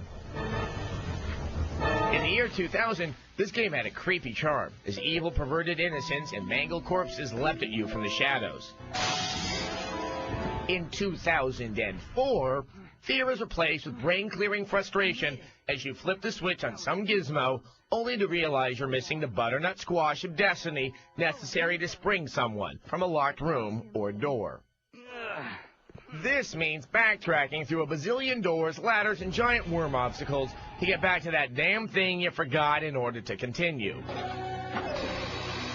Walking and running mechanics are also made faithfully frustrating as you move, stick, and press buttons wildly, trying to target the wandering legion-covered skin suits that block your path. Of course, if you're packing enough heat, none of that will really concern you much. As you immerse yourself in the drama of the storyline, you'll discover Claire Redfield has to deal with this whimpering post-puber. I can't! And this sadistic fun guy with a wicked sense of humor. You don't fool me! All clothed in the fruity sweetness of a Days of Our Lives melody line. Welcome to the Days of Our Deceased, brought to you by your friends at Lime Away Corpse Cleanser. Cut, stop the game, I want to get off. Awkward controls, sleepy puzzles, aggravating targeting, and endless backtracking. What's to love here, folks? Especially for the less than reissue price tag of $39.99. For those of you this game gave that creepy feeling to all the way back in 2000, you can have that nostalgia back again. For us, its expiration date is long past. We give it a 1 out of 5.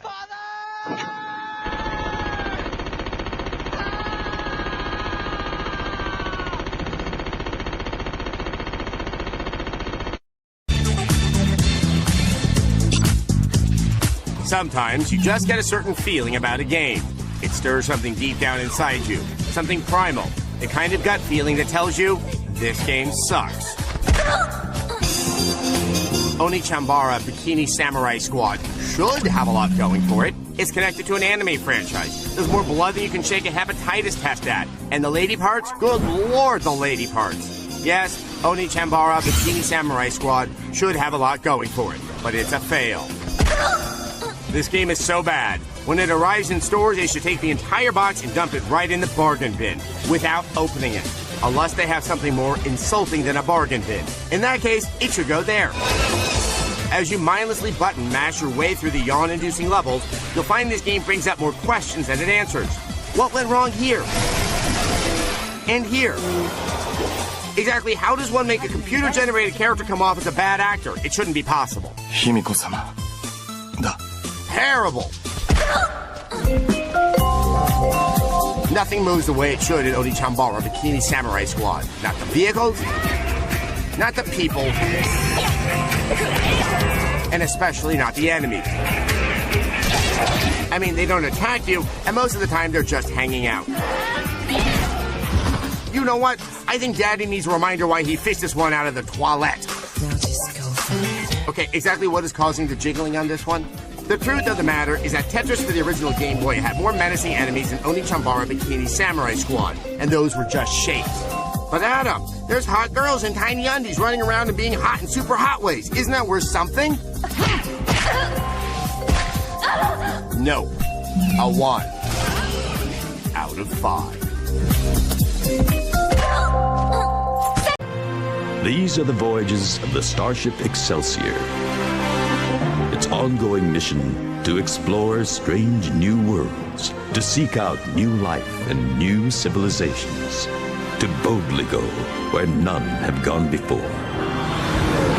Well, let's see. Where are we going today? We have an evil checkoff. Welcome to the eye of the storm, old comrade. You can tell he's evil because of his jaunty yellow sash. We have endless internal monologues by George Takei. Since its properties seem to have been responsible for our threats, unfortunately, I fear we have not seen the last of Commander Chekhov. We have a plucky little fighter that can take down an Enterprise-class starship. And we have lots and lots of this. In Star Trek Shattered Universe, USS Excelsior, captained by Mr. Sulu, all hands, prepare for impact, gets sucked into the Mirror Universe, where the Federation is evil. And the Romulans and Klingons are relatively nice guys. You're a nameless combat pilot who has to fly around shooting wave after wave of small fighters, usually to defend the Excelsior, or you may have to complete some mindless mission like move from point A to point B, collecting resources or whatever. Follow your radar to navigation point 3. But all these cliched mission objectives wouldn't be so bad if the game actually played well. First, your weapons are lame. Your photon torpedoes are useless on anything except the starship, so you're stuck smashing both the phaser and laser bolt buttons at the same time, and they both suck and are hard to aim. 5, 4, 3, 2, 1. You're not helping! And just when you think you're getting somewhere, they suddenly change objectives on you. After several waves of boring dogfights to clear the path for the Excelsior, you'll suddenly have to single-handedly assault a major capital ship, which can kill you in a few well-aimed bursts. Why your tiny little ship is taking on huge starships with no support from the Excelsior is never explained. Maybe Captain Sulu has it out for you, but dying, of course, means having to play the whole damn mission over again. I order you to surrender your vessel. Your vessel? And most of all, the game lacks personality. It does have George and Walter. Oh, Walter, I kid. You look very nice in your sash. But it doesn't have much else. Star Trek Shattered Universe gets a 1 out of 5. Maybe now it will boldly go away. On the surface, Bad Day LA has the makings of a cool game. It's a third-person shooter that tells the story of a homeless man trapped in LA on a day where everything goes wrong. Get off the freeway, you retard! There's a terrorist attack and an earthquake. Meteors, fires, superhuman villains, giants, and zombies. Yes, of course there's zombies. They want to eat me. Okay, so you're thinking, the hero is an action hobo, and he has to traverse an entire city while fighting off gangs, the undead, and just about every other possible world-ending event all in one day. Awesome. I'm in, like Osama is into Whitney Houston. No! They want my pickle! Oh, man! Don't talk about your pickle to me! Then you play it. Suddenly, Bad Day LA is your bad day because you actually paid money for it. Although the cinematics would lead you to believe this game is going to have a real smooth, cool, and unique look, this doesn't translate to the actual gameplay. The bland graphics are akin to the type of game that you get free from Kool-Aid for sending in 5 proofs of purchase labels from your Grapleberry Blitz. Another one bites the dust!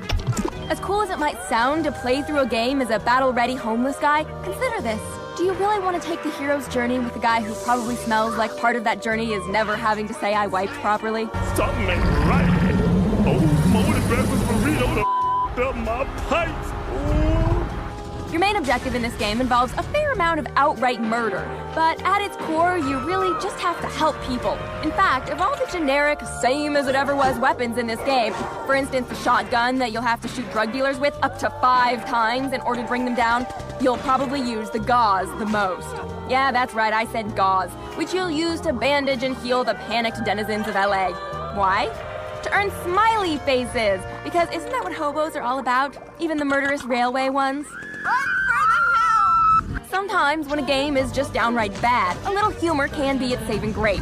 Damn, girl! You so fat when you cross the street! Cars look out for you! Not here.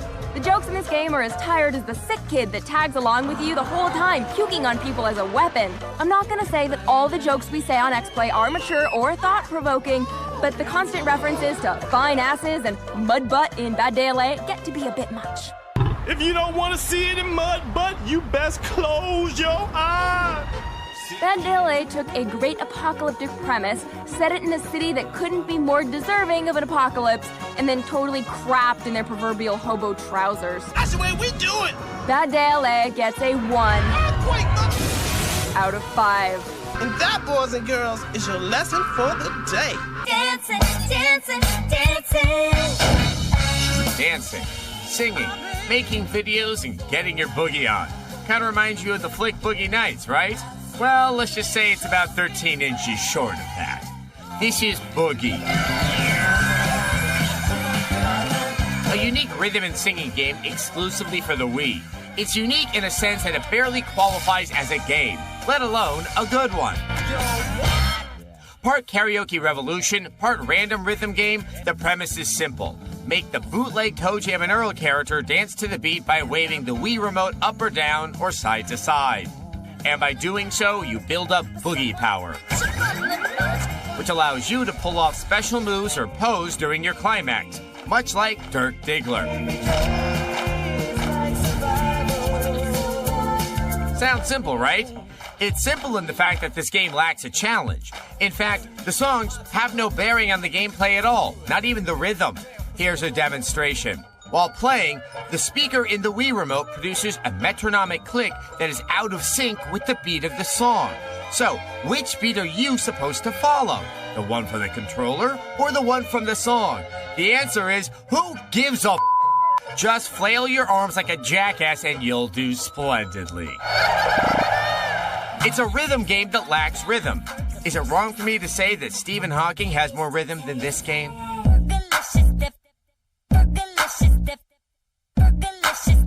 What the hell does Fergalicious mean anyway? Or more importantly, who cares? Speaking of bad singing, the singing portion uses the USB mic that comes with the game. You can dance and sing at the same time. It plays much like Karaoke Revolution, but I'm not going to spend too much time on it. I think you have all suffered enough from X-Play's bad singing.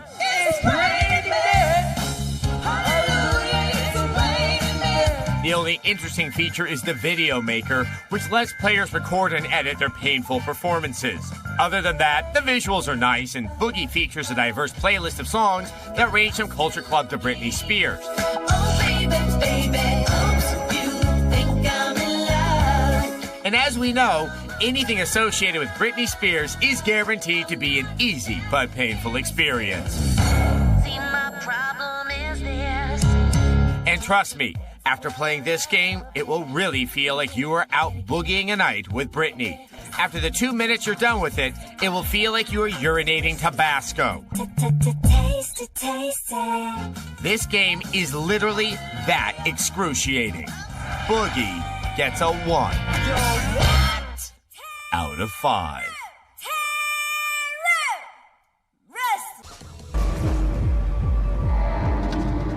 Welcome to the world of Spikeout Battle Street, where masculine stereotypes engage in furious fisticuffs for control of an industrial island whose importance is never actually explained. This guy sure wants it, though. Vengeance will soon be mine! Man, nothing's changed. The place is still a dump. Oh, what's up? It's been so long, Junior. Spike Jr., the son of a legendary street fighter, returns to Dieseltown to find anarchy in the streets and his father nowhere to be found. Enough of this touchy-feely stuff. Just answer my question. Why am I here? This begins a long string of horribly written, acted, and rendered cutscenes. I'll clean up Dieseltown, I promise. But Dad's on his own. Junior, wait! Where's he going? He's just walking out toward nothing. Spikeout is a beat-em-up in the vein of such classics as Streets of Rage, Double Dragon, and River City Ransom. However, the execution of Junior's adventures in pugilism fails to live up to the promise of its pedigree. I wouldn't have promised something stupid like that. And I told you, stop calling me Junior. God, you're an idiot. You're such a jerk, Junior. The best beat-em-ups have depth and technique beneath the seemingly simple exterior.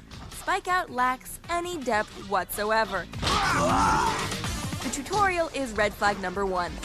How to see the map. Start. Gate. Player. Boss. Pro tip, don't die.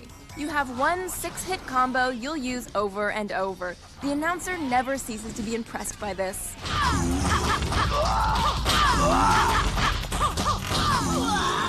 Choose between a too-short story mode and a timed run through all the stages. There's a jump button and a strong attack that can be charged for 3 different levels of attack effects. And that's it. No fooling? No fooling. That's the whole game. Trudge through environments that look like they just stepped out of a 5-year-old arcade game, beating up the same thugs dozens of times over, while a busybody baritone invokes the obvious. Here comes the boss. Uh-oh, look busy! Even with the subpar visuals and tiny stages, Spikeout loads more often than a BioWare game on muscle relaxants. Here I go! Yes, here you go staring at barrels while the next section loads very slowly. Other games stream entire cities off the disc. Spikeout instead pioneers the first-person load screen.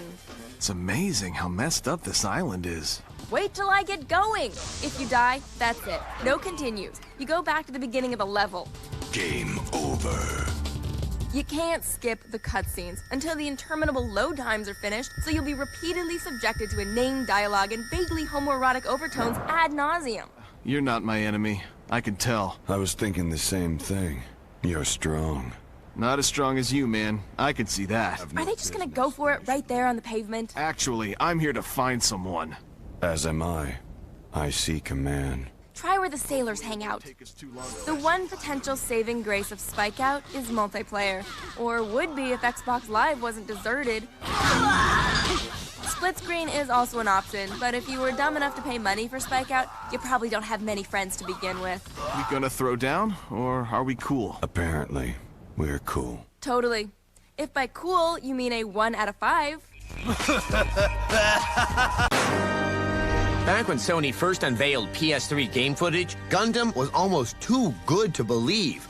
Well, the moment of truth is finally here, and there's only one question left to ask.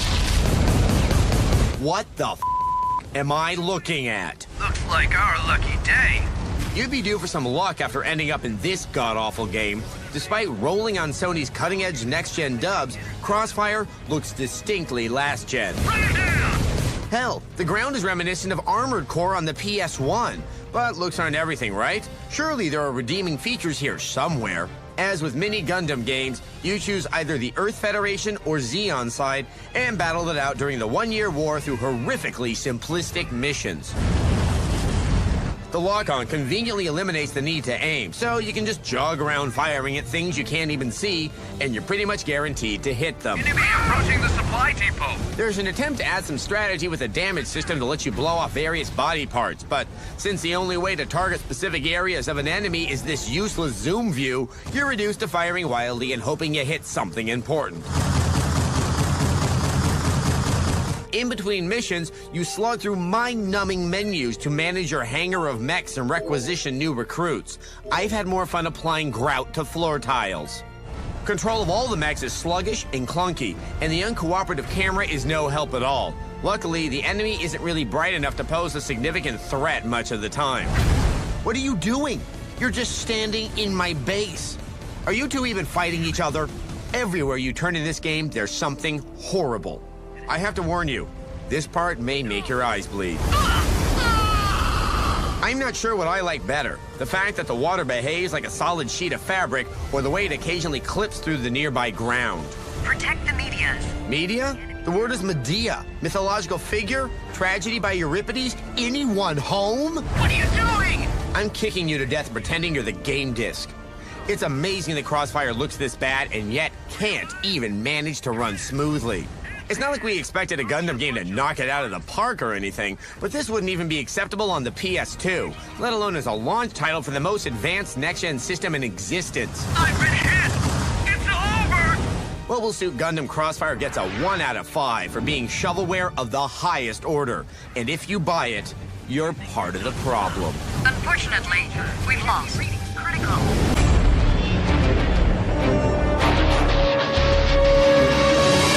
Even by terrible movie tie-in video game standards, G.I. Joe, The Rise of Cobra is remarkably awful.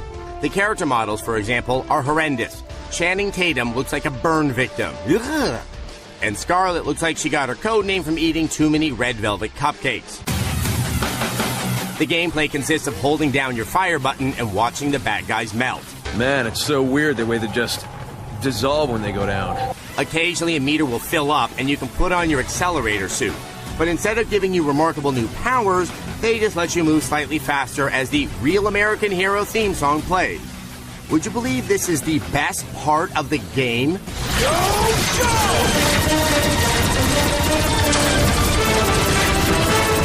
We had a better time trying to figure out what nationality Breaker's cartoonish accent is supposed to be. Those shields won't do squat against good old-fashioned fisticuffs. A perfect example of this game's laziness is this sequence, where your CEO tells you to find a way through this giant gate. You're going to need to find a way through that door, Jones.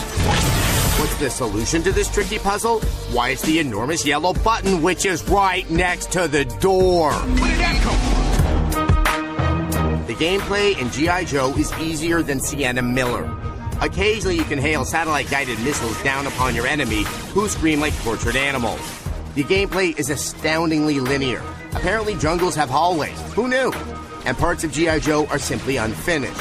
Look, you can literally just see through your character's head. I don't want to say this game is bad, but I'd rather watch Glenn Beck and Lou Dobbs make out in a Kenyan nursery than play through this again. G.I. Joe, The Rise of Cobra is a 1. Compliments of G.I. Joe. Out of 5. Go, Joe! Yo, Soup! Haven't seen you in a while. How you been? Expectations are high. Remember that epic next-gen-tastic cutscene a while back? At first glance, you seem to be attaining new heights. Anybody else smell kryptonite? Kryptonite! Superman Returns for the 360 begins with a classic Superman tribulation, an intergalactic air hanky. Here you'll hone your basic super skills, most notably flight and the Man of Steel's force-focused optic abilities. Sadly, this game's got none. The promise of that early cutscene is broken, folks. We got ourselves an airborne Aquaman. The title suffers on many levels. Sure, flying around is fun. Maybe it would have been better as a flight sim. The camera is incredibly frustrating. It will really urinate you off in close combat and in moments where time is of the essence.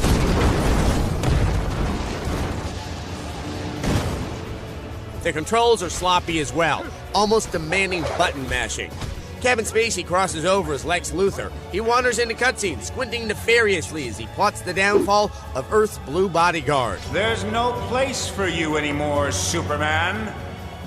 Now fly! A lot of the villains you'll combat do emerge from Soup's past. Overcast and this guy. That's to mix your spitlick. Is that Welsh? I can fly faster than you can. As Superman levels up, you'll fight a lot of the same minions. Streets littered with contraptional robots is really popular, for example. You'll realize that the more moral than the Man of Metal is hardly careful. The streets become choked with smoking debris and cowering citizens that you'll lamely have to reassure. We're not gonna make it, Superman! Initially, the city has some charm that quickly dissipates with its extreme lack of interactivity. And this? What's this? Would a little ground cover have killed you guys? Weapons discharge only had to come close to register a hit. And level satisfaction achieves another outfit that looks like every other outfit. The biggest joke of all is delivered by our less than ubermensch's final adversary. Yes, it's a tornado. A frackin' tornado, people. Get inside and start flailing. Oh, and be careful not to get killed by your own statue. Soup, you are truly a dog. Perhaps we no longer even need Superman. A 1 out of 5.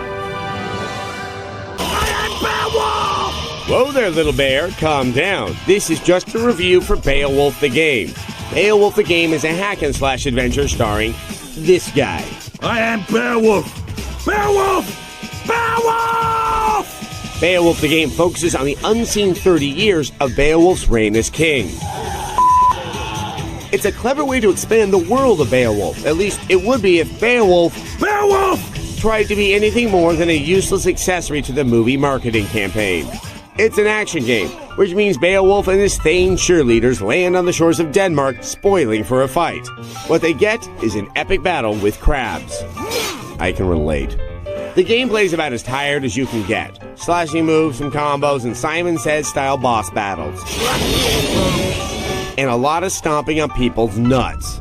Beowulf! Beowulf! Beowulf! The game is linear, with no branching levels or open environments. So why is it so hard to find my way around the forest? The levels in Beowulf are insanely confusing. And what passes for variety is a rhythm game to pump up your buddies to lift heavy things for you. It's so much fun, I'm convinced they hooked up a bunch of chimpanzees to a Mountain Dew IV drip, bombarded them with footage of God of War, then let them bang on the dev kits for a while. That may seem harsh, but it's frustrating to see so many games with potential get turned into substandard shovelware whose sole purpose is to sucker fans of the movie into buying it so the studio can make a profit. There is nothing here but a waste of $60. I am the Monster Slayer! I am the teeth in the dark.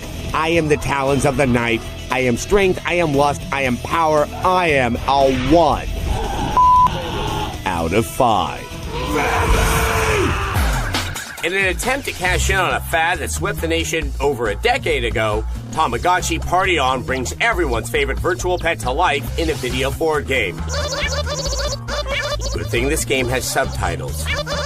It's kind of like the game of life. You know, that really boring game where you have a peg for a person and you move around the board using no skill or strategy until, I forget, you get old and die?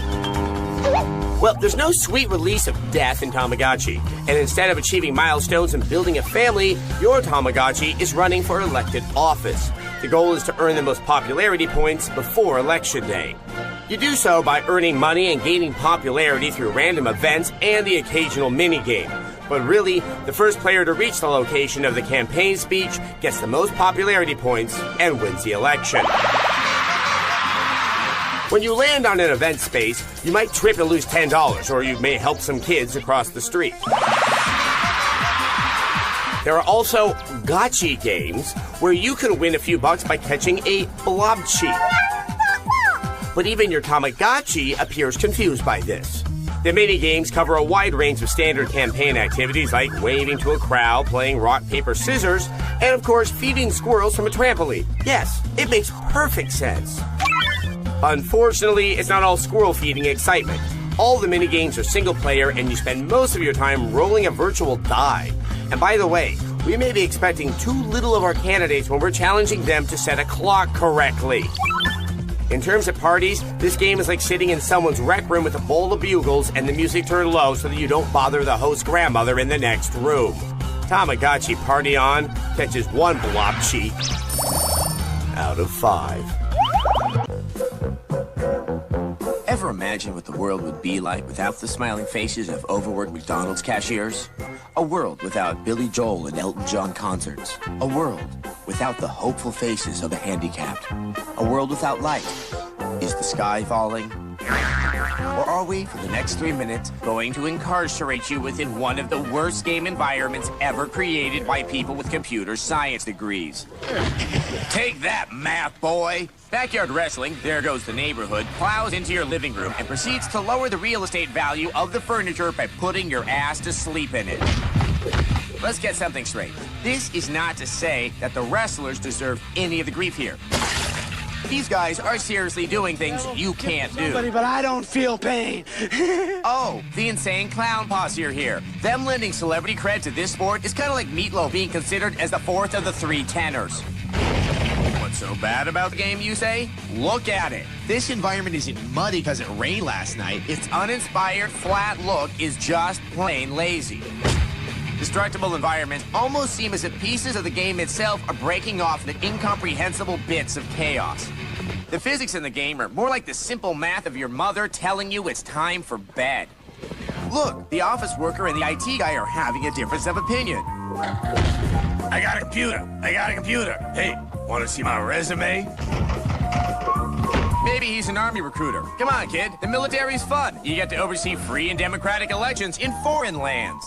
Look, Andrew WK is making an acceptance speech at the Darwin Awards. Combos and special moves seem to be incredibly random, and the AI, though adjustable, seems incredibly stupid. Hell, I'm being chased by a crappy game.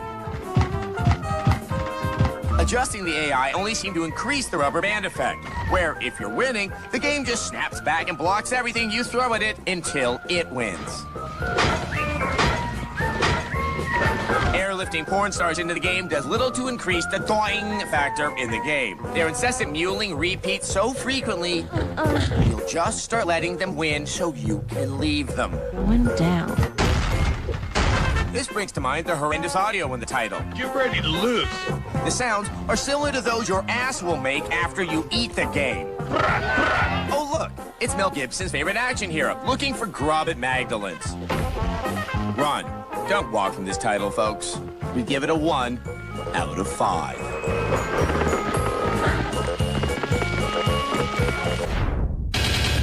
Terrorists have seized the baggage claim. Let's go to the action right now. Oh no, not the baggage claim. They can have anything they want, but don't let them take the baggage claim. What's wrong? Target Terror is here for the Wii. Released a few years ago in arcades, it's an Area 51-style shooter that pits you against the terrorists. Which terrorists? Al-Qaeda? Hezbollah? Saeed from Laws? Nah, it's these nondescript guys wearing sunglasses, whose main intent seems to be getting you to pump more quarters in the arcade machine they were originally on. In order to eliminate all your targets, you have a basic pistol equipped, but there are other weapons helpfully strewn throughout the different levels.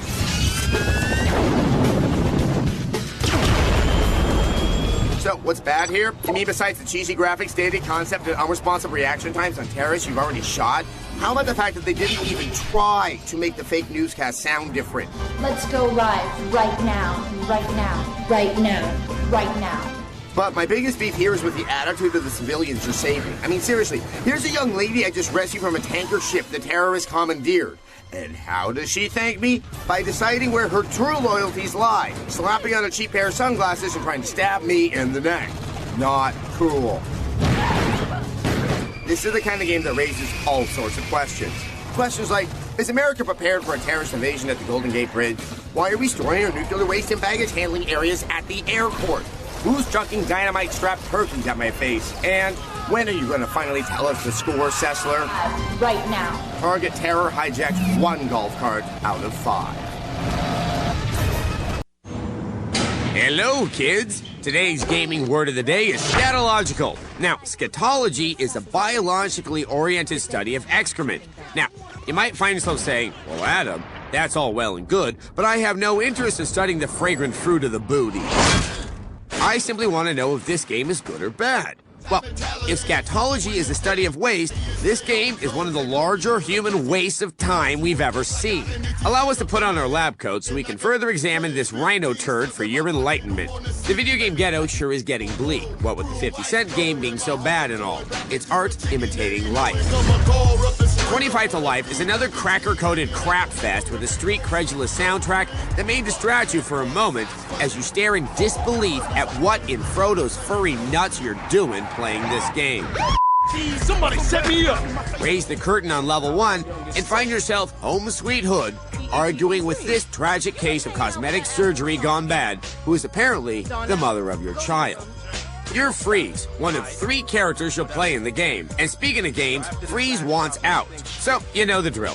One more big score before closing down the criminal store. And it's just not that simple and boom! Hail of gunfire of wildly disparate caliber, wave after wave of adversaries, cutscenes of betrayal and redemption, clandestinely trained legions of clairvoyant ocelots overthrow the American banking system, and you get the picture. The mechanics under the hood of this jalopy are really one of the main culprits in the failure of the title. Character AI, for example. These adversaries dropped out of special ed, not high school. They shoot each other. They Molotov themselves. And most of the time, they won't even notice you unless they've already started shooting.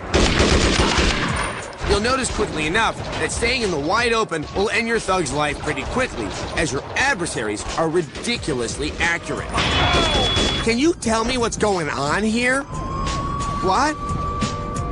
Strange objective cutscenes will all of a sudden pop up, but visually give you very little to go on. What? What about that guy? You'll play as 3 different characters. Good, bad, but wants to be good. By any means necessary. And just plain bad. There's really very little appreciable difference, however, once the action starts. Gunfights are just plain hysterical train wrecks of bad camera angles, ridiculously indestructible adversaries, and lousy collision detection. Taking a hostage to use as cover was pointless, as sheets of opposing gunfire quickly reduce your mortal cover to a fine crimson mist. Miles below the hustle and flow, this game just plain sucks. That's a lot of blow. We give it a 1. I know I made a deal with the devil by being in the game. Out of 5. Okay, kids, we're trying something new for this review of Crime Life Gang Wars. I'm hooking myself up to the X-Play polygraph machine so you can get an idea of just how honest I'm being when I tell you what a great game this is. Now, for a baseline reading, I have to lie first. Let's see. I am a 10-foot-tall woman. And now for a bit of truth. I am a sex machine. I can only have sex with the aid of a machine. So, in Crime Life, you take the role of wannabe thug Trey. Like most disillusioned youths with no options, he dreams of following in 50's footsteps to become the ultimate gangster. Outlaw material is like the finest silk, top quality. Trey enlists with the Outlaws, the baddest gang in Grand Central City. And as you might imagine, in his new crime life, there's a gang war going on with the Headhunters. Both of these gangs spell their names with a Z instead of an S, so you know they're very, very cool. And they're all members of Mensa. And Grand Central City is the most imaginative name for a city I've ever heard. Much of crime life plays out like a classic beat-em-up. You and other gang members run around looking for trouble, and when you find it, Trey doles out damage with his fists and his feet, or various other weapons. The combat system is great. Lame. F***ing weak. The combo controls are clunky, and the AI of both your friends and enemies is pathetic. And that's not the only thing wrong here. The storyline is predictable. I got it from your mama. Oh. And the mission objectives, bland. When you finish, maybe you can remove these two suckers for me. And can we talk about the graphics for a minute? They're bad. Wow, that took significantly less than a minute. At least the game has a disclaimer that lets you know that all resemblance to any person's living or dead is purely coincidence, which is good, because I would hate to think anyone's life is this poorly rendered. No! Not my car! The bottom line here is Crime Life is completely not a shoddy attempt to cash in on the popularity of Grand Theft Auto. It's a beautiful, well-rounded game that you'll want to rush out and pick up. We give Crime Life Gang Wars a 5 out of a 4 out of 3, 2, 1 out of 5. You can have your hood back. It's too ghetto for me anyway. Oh, what is this? Oh, yeah, I remember. It's one of those anime shows that has a cult following of 50 or so introverted shut-ins with pizza roll breath and cactus cooler stains on their Morrissey Hot Topic t-shirts. And when there's a geeky cult, it sadly leads to a quickie game. I understand your concern. Which is where D.I.C.E comes in. Oh, sweet child of mine, D.I.C.E is so bad, it's leaving a nasty stench on my PS2. Oh! There are robot dinosaurs here, which can transform into vehicles to race through the game with. Wow, it's like Christmas all year round. If you're Jewish. Oh! Unbelievable! Along with your trusty dinosaur/car/who gives a you get a trusty little robot pal to help beat off those completely meaningless villains. That's useless. It almost makes you forget how pointless this game is. Missions are simple. Go do this or that, then fight enemies on levels that blend into each other after time. Simple fighting games shouldn't be this boring, should they? That's a very interesting question. Which leads to the big battle, where you can fight a giant doesn't matter who likes to clap his hands and spew bird flu all over. Oh! Along the way, there are simple, slow-paced races to get through. Wow! And modes where robot dinosaurs can fight each other. Awesome! It's as pointless as a metaphor I'm too bored to come up with. How rude of you! Is it as bad as we're telling you it is? Yes it is. But where else can you fight giant frogs? Or a headless robot with big feet? Or killer Zambonis? Or giant frogs? It can only happen in D.I.C.E. Hickory dickory dock! This game sucks! Oh! Thanks, D.I.C.E. Now go back to 1989 where you belong. Oh! The only people this game will appeal to are desperate, sad little D.I.C.E. fans. And even then, it's a stretch. Excuse my lack of enthusiasm. You like D.I.C.E? Good for you! Enjoy with my blessing. But it does not mean that you'll like this game. It's truly unfortunate that it's come down to this. Yes, it is. We give D.I.C.E a lowly 1 out of 5. Mother Goose, remember her? I f***ed her. Oh! Yes, you are looking at another game set in World War II. But before you pry your eyes out with the blunt end of a Thompson M1, let's find out whether World War II Tank Commander is worth your money. Okay, it's not. Open fire! Calling this game Tank Commander is a little bit of a... well, it's a lie. We're under attack! Stand by! You spend most of your time following your comrades around and helping out when you can. Thanks for the help. Yes, you are technically a member of General Patton's Elite 4th Armored Division, but since this game has no cutscenes, you won't be seeing him give any pep talks.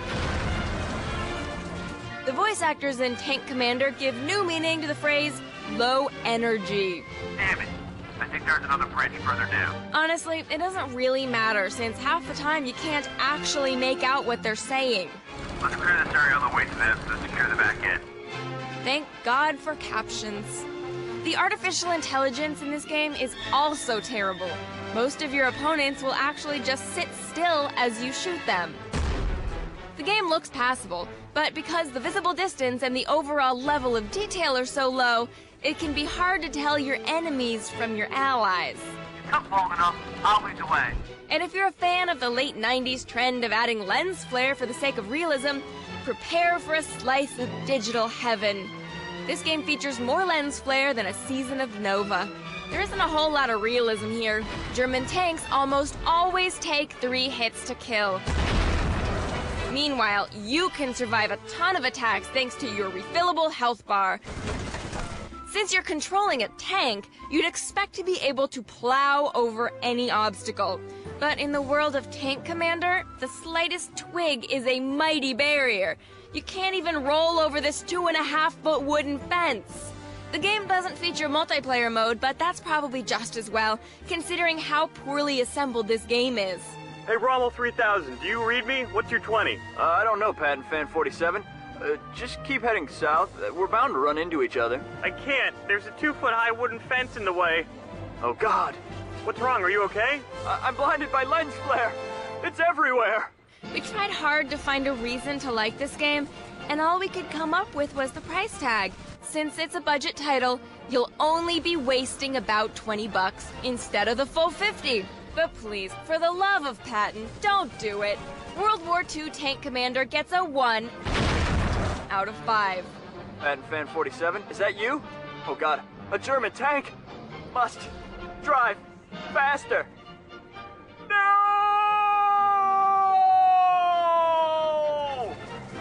No, okay, I'm alright.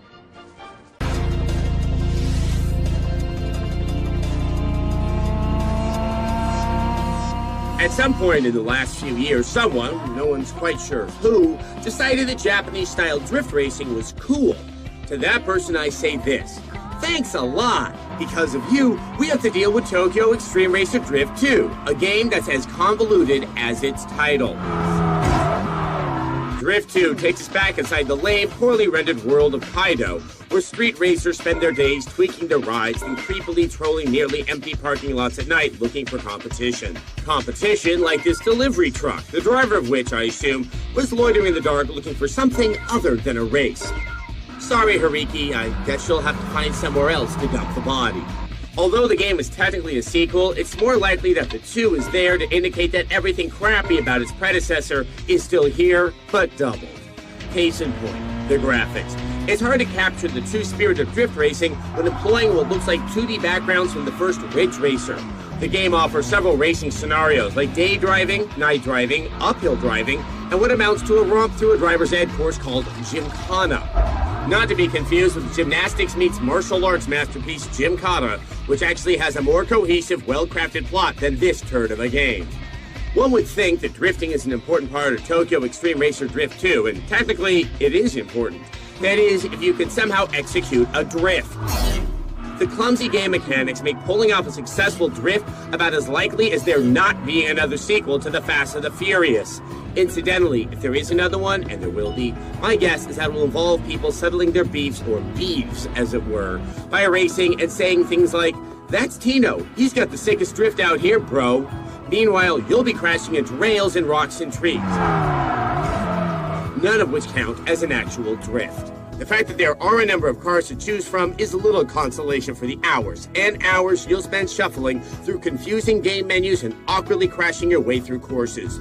Actually, make that minutes, 5 to be precise, before you drift this game into the trash and punch whoever recommended it to you. If you bought it because you loved the first one, punch yourself, then go watch Gymkhana. Tokyo Extreme Racer Drift 2 gets a 1 out of 5.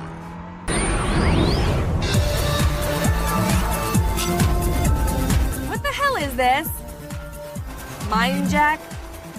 Seriously? Mindjack? Mindjack is a special game. Truly special. Not every game can combine repetitive gameplay, a bad story, and ineffective AI like Mindjack can. Mindjack is working on levels few of us can even achieve, nor would we want to. The main character is a secret agent of sorts named Jim. He has to protect some young lady named Becky. She's got secrets. Let's dance. Now, on first glance, Mindjack is not just a pointless shoot-'em-up, it's so much less. Your file's got a 5-star pain-in-the-ass rating. See, Jack has a power, a gift, but not a curse. We're cursed with Mindjack, not Jim. Jim has the power to jack people's minds. Just, you know, take over their bodies for a while. Have you ever jacked in? Have you ever wire-tripped? Well, Jim has. And not just bodies, but robots, computers, and whatever this is. Oh, it's a cyborg ape. That seems to be the way Mindjack rolls. And now we just wait for the magic to happen. Which brings us to the AI. They seem as bored as I am with this game. I haven't seen AI like this since the original PlayStation. Actually, this whole game is dated. The last time I saw game visuals like this, I was setting up my Friendster account, listening to Outkast, while waiting for that new Lord of the Rings movie to open. Another negative? You can't pause this game, but you can turn it off. Why get Mindjack now when you can pick it up in a Reseda car wash discount bin in just a few short months? Just wait. That is, if you don't mind, Jack. We need to get out of here. Mindjack gets a lowly 1 out of 5.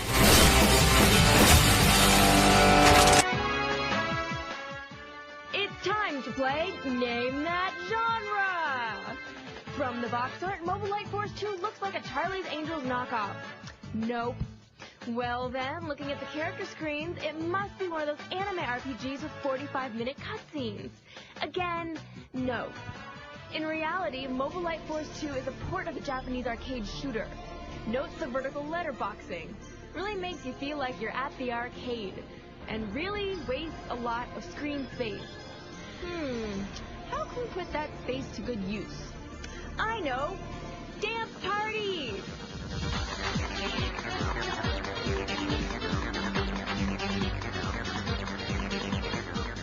As you can see, Mobile Light Force 2 is one of those insanely difficult games where you have to blast dozens of enemies while skillfully dodging hundreds of tiny projectiles. Or not. There's quite a bit of not dodging going on in this game. Grrr. The enemies are decidedly, well, Japanese. Rampaging teddy bears, spinning dollies, and giant pulsating brains are only some of the weirdo foes you'll face. And what is this ugly thing? Nothing scarier than a giant butterfly with a baby face. Okay, enough dancing. I need to focus on the game. Did I mention that it's psychotically hard? How the heck am I supposed to dodge all that crap? Ah! Okay, I need a break. Let's look at those characters again. Each character comes with their very own incomprehensible biography. This guy is a retired cop who controlled a beautiful human-eating demon. Hang it up! Fuck up! And over here we have a very special detective from the Wolf God bloodline. Then there's this poor girl who doesn't even get a name. Each character has their own style of combat, including some pretty devastating special attacks. Boy, for a chick with no name, she really kicks butt. Die, pulsating brain, back to the little springy things from whence you came. And for an extra dose of incomprehensibility, there's the dialogue. Your dog will suffer. Did cute guy just say, your dog will suffer? Your dog will suffer. Yep, that's what it sounds like. Ah, forget it, I'm dying too much anyway. More dancing!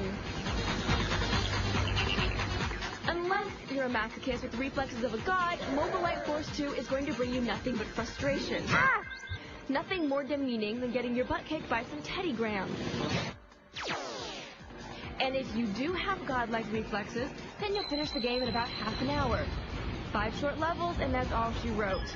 To its credit, the game only costs $10. But that's at least, well, it's about $10 too much in my book. we give Mobile Light Force 2 an Angels ripoff anime wannabe headache-inducing 1 out of 5. Let's get right to it. I don't know what Eureka's 1 through 6 are, but I promise you that anime mech game Eureka 7 Volume 2, The New Vision, is the worst Eureka of all time. The title's randomness conjures images of surly writers shooting darts at a dictionary. A creative process I bet went into every aspect of Eureka 7. For example, witness this wonder of natural, lifelike storytelling. You were at the finals? Who are you? Don't you remember? It's me, man! Quit your damn complaining, kid! Wait a sec. Come to think of it, we have someone kind of like that around here. Hey guy, can I borrow a pen? Don't you remember? It's me, Emily. What? Quit your damn complaining, kid. Never mind. Suffice it to say, New Vision is actually the second game in a storyline that predates the events in the anime series. So if you didn't play the first volume, you'll mostly be clueless as to what is going on in this one. I think it has something to do with a jaded hero on a quest to save the world. That little punk. Unfortunately, cutscenes are about as pleasant to watch as warmed-over dog poo, replete with mind-blowingly awkward silences, and voice actors who sound like they're praying for the sweet release of death. You can almost touch their shame. Unless apparently they're explaining the wonders of ramen. Rich broth with lots of back fat on top. Ugh. The spare moments of clumsy gameplay that are unceremoniously shoved between cutscene marathons come in 3 flavors, all about as appetizing as a squid-flavored gummy bear. There's racing, mech battles, and some truly terrible hand-to-hand combat. While sky-high mech battles on surfboards from the future may sound fun on paper, in execution, they're a confusing mess. You spend half the time wondering which way your character is even facing, and the other half cursing the lameness of your space boomerang. I mean, I'm a giant glorified robot. Shouldn't I be able to manifest ponies and shoot fire and explode and stuff? What else is there to say about a game whose most exciting moment is the loading screen? Bottom line, I'm guessing that Eureka 7 fans and novices alike will hate New Vision. What is it you're trying to say? This game brings new meaning to the phrase, add insult to injury. Let's not make it to Eureka number 8, please. Eureka 7 Volume 2 gets a 1 out of 5. Throughout the ages, European and Asian folklore have told many tales about the dragon, a mythical serpent so ferocious, so amazing, it's feared and revered by almost every culture on the planet. So what happens when this legendary creature decides to try its claws at the bourbon-soaked sport of horseback racing? A game so bad, it's a legend itself. Release the dragon! Based on an unpopular Saturday morning cartoon series about dragon-back racing, Dragon Booster for the Nintendo DS may sound like it's about a dragon vaccination. But it still features sick rides, yo! That's because you can pimp out your dragon with bumpers, spoilers, and rims. But I think fixing up dragons belongs to one of our other shows? Next on Dragon Fury, Spyro gets some spinners, yo, followed by 10 repeats of Why Play. Having show promos cover up this review is more aesthetically pleasing than looking at the game. Ooh, Next Generation is on. Set phasers to entertain. The graphics in this game are an eyesore. For a while, I thought we were riding llamas. I know dragons are supposed to be hideous and all, but these creatures don't resemble anything close to a dragon. They don't fly, breathe fire, or have Chinese people for feet. The teen jockeys that ride these beasts are even more pathetic, flinging their bodies at everything they encounter, like Spring Break with large reptiles replacing Havasu. Fling your body to tackle your opponents. Fling your body to grab items. Fling your body to take out obstacles. As bizarre and complex as that sounds, the controls for this game are even more convoluted. The D-pad is used to steer your pathetic prehistoric llama. The buttons are used to fire your faulty weapons, and the stylus is used to aimlessly jump and do your nonsensical flinging moves. Using the control pad and buttons at the same time is normal. But how are you supposed to use the stylus without a free hand? Seriously, who has 3 hands? Do you have to be a mythical creature to play this game? What makes it even worse is that you can't stop. The stupid dragon just moves forward, forcing you to run into obstacles and fall into gaps. It's sad when the game's AI can't even get through the course. It's frustrating. Reading our message boards is more mentally captivating than this game. With lousy graphics, terrible gameplay, and a horrible concept, Dragon Booster for the Nintendo DS gets a 1 out of 5. It's probably less deserving. Does anything sound less appealing than controlling a supporting character in a mediocre video game based on a Hayden Christensen action-adventure movie? My name's Griffin. Nope, didn't think so. In Jumper Griffin's story, you play as Griffin, a.k.a. Jamie Bell, a.k.a. Billy Elliot. You see, according to the rules of this universe, jumpers are people who can teleport anywhere in the world at any time. Paladins kill jumpers, I kill paladins. Class dismissed. Developers of the game decided to stay faithful to the movie in the sense that both are indescribably terrible. Jerk squad at 12 o'clock. Instead of doing anything creative with combat, the makers simply have you use the controller's 4 face buttons to determine which side to attack from. Occasionally, you can trigger instant kills, which allow you to warp your opponents into unfortunate situations, like abandoning them in Antarctica, or leaving them in a car that's about to be crushed. Why you can't just do that to every bad guy, well, that's never explained. Instead, you'll dispatch the majority of them by hitting them with Jamie Bell's patented whacking stick. On the plus side, boy, what plus side could there possibly be here? Come on, Adam, think. Oh, I know, Jamie Bell's accent is totally dreamy.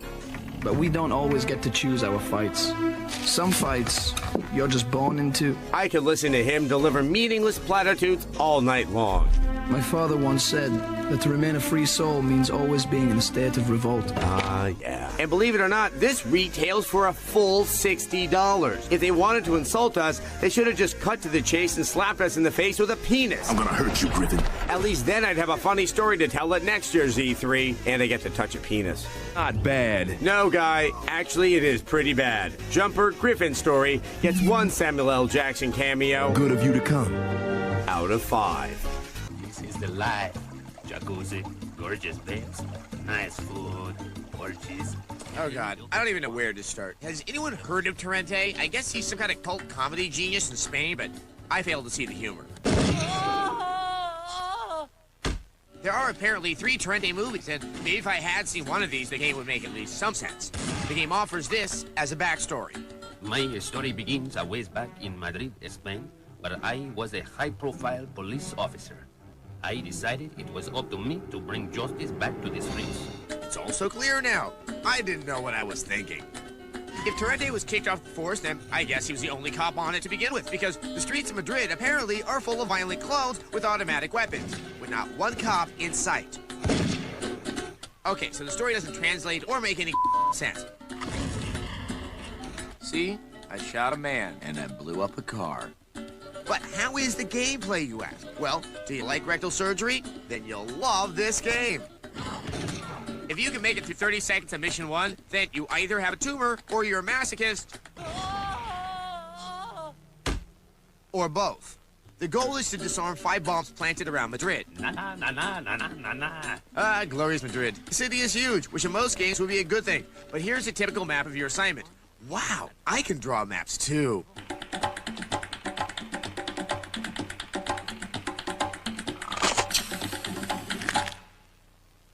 The in-game radar is the black circle at the top of the screen that never shows anything. Even if it did, Torrente can't use a car, so he has to waddle from one end of the city to the other. And good God, is he slow.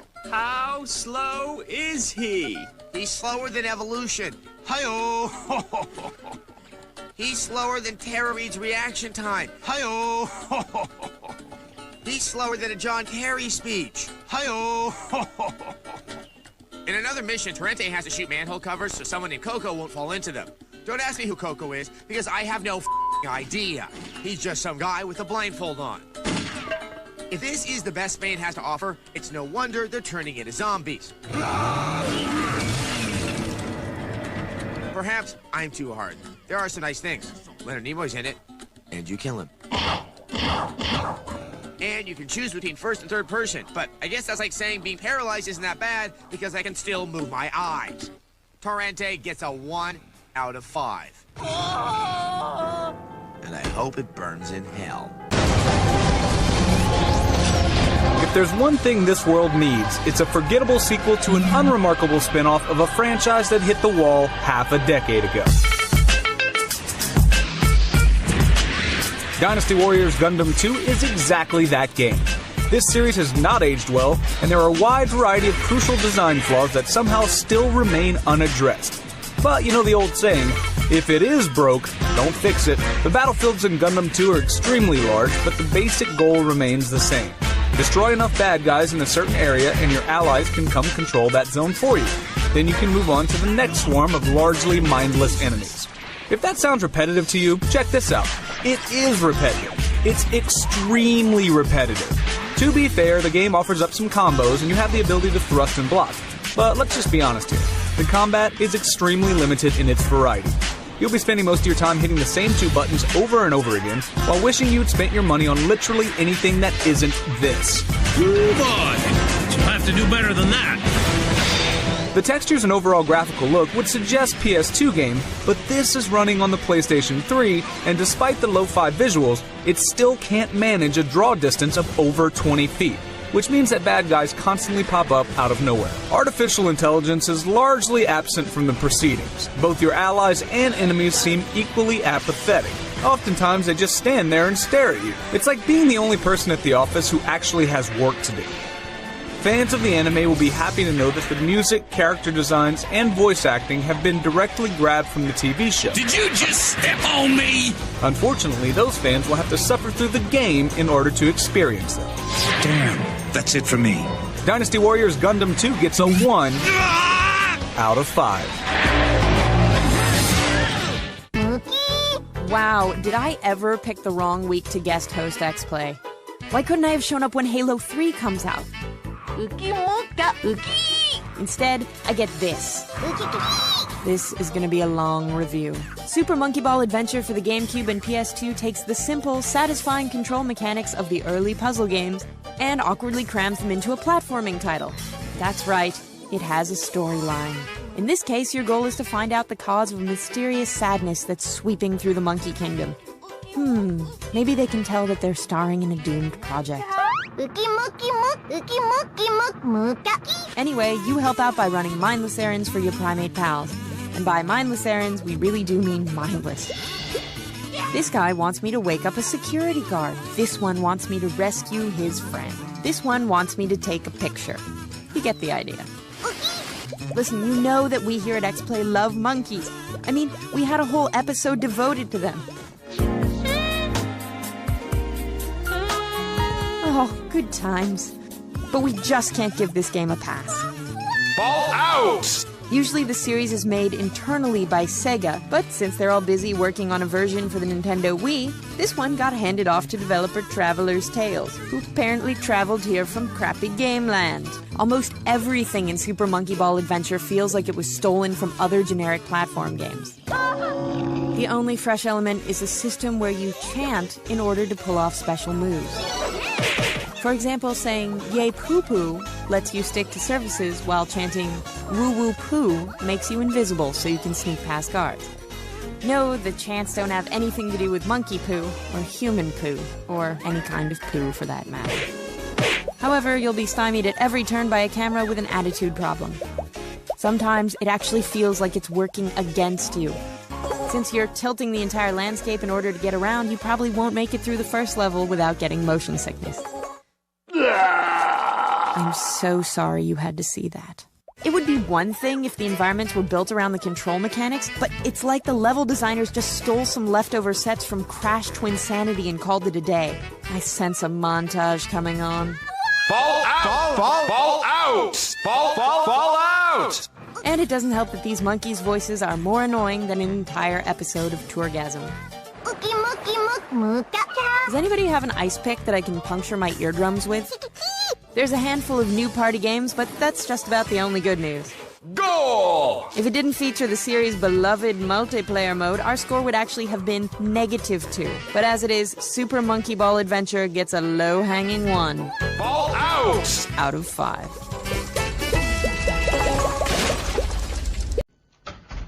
Hey guys. Hey. Yo. Alright, you guys are gonna love this. So, what have you got? I've got American Idol. The game. Great, well, let's see it. Alright, here we go.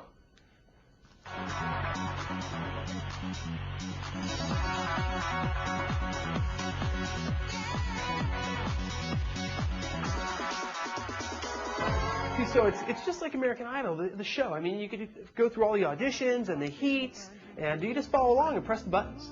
Oh, but when do we sing? And do you use a microphone? No, you don't sing. See, this is American Idol. You just press the buttons, or you use a dance pad.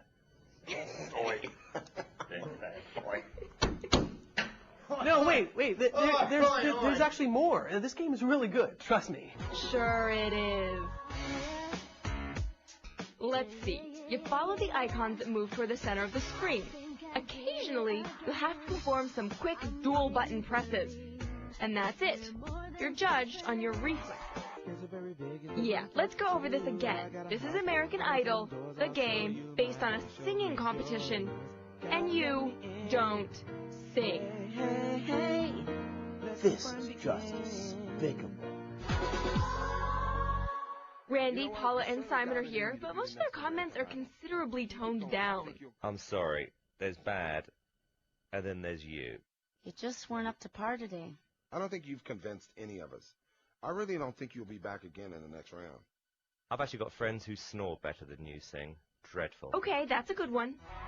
And pardon me, I don't mean to be rude, but visually, this game is a disaster. What's with the weird face scratching? The cel-shaded characters look like they were intended for the original PlayStation or Nintendo 64. Honestly, this game is all about playing dress-up. Here's my character, and just like the TV show, I'll be judged partially on appearance and image. In fact, you could spend a lot of time in wardrobe finding the right look. Congratulations, you just unlocked a bonus costume. Oh god, that one is so tacky. There is a karaoke mode, but look, you sing to the screen and you're not judged. People, do yourself a favor and sing to your own tunes on your own time. The only time we had fun with this game is when we put the controller down and let the contestants croon off key.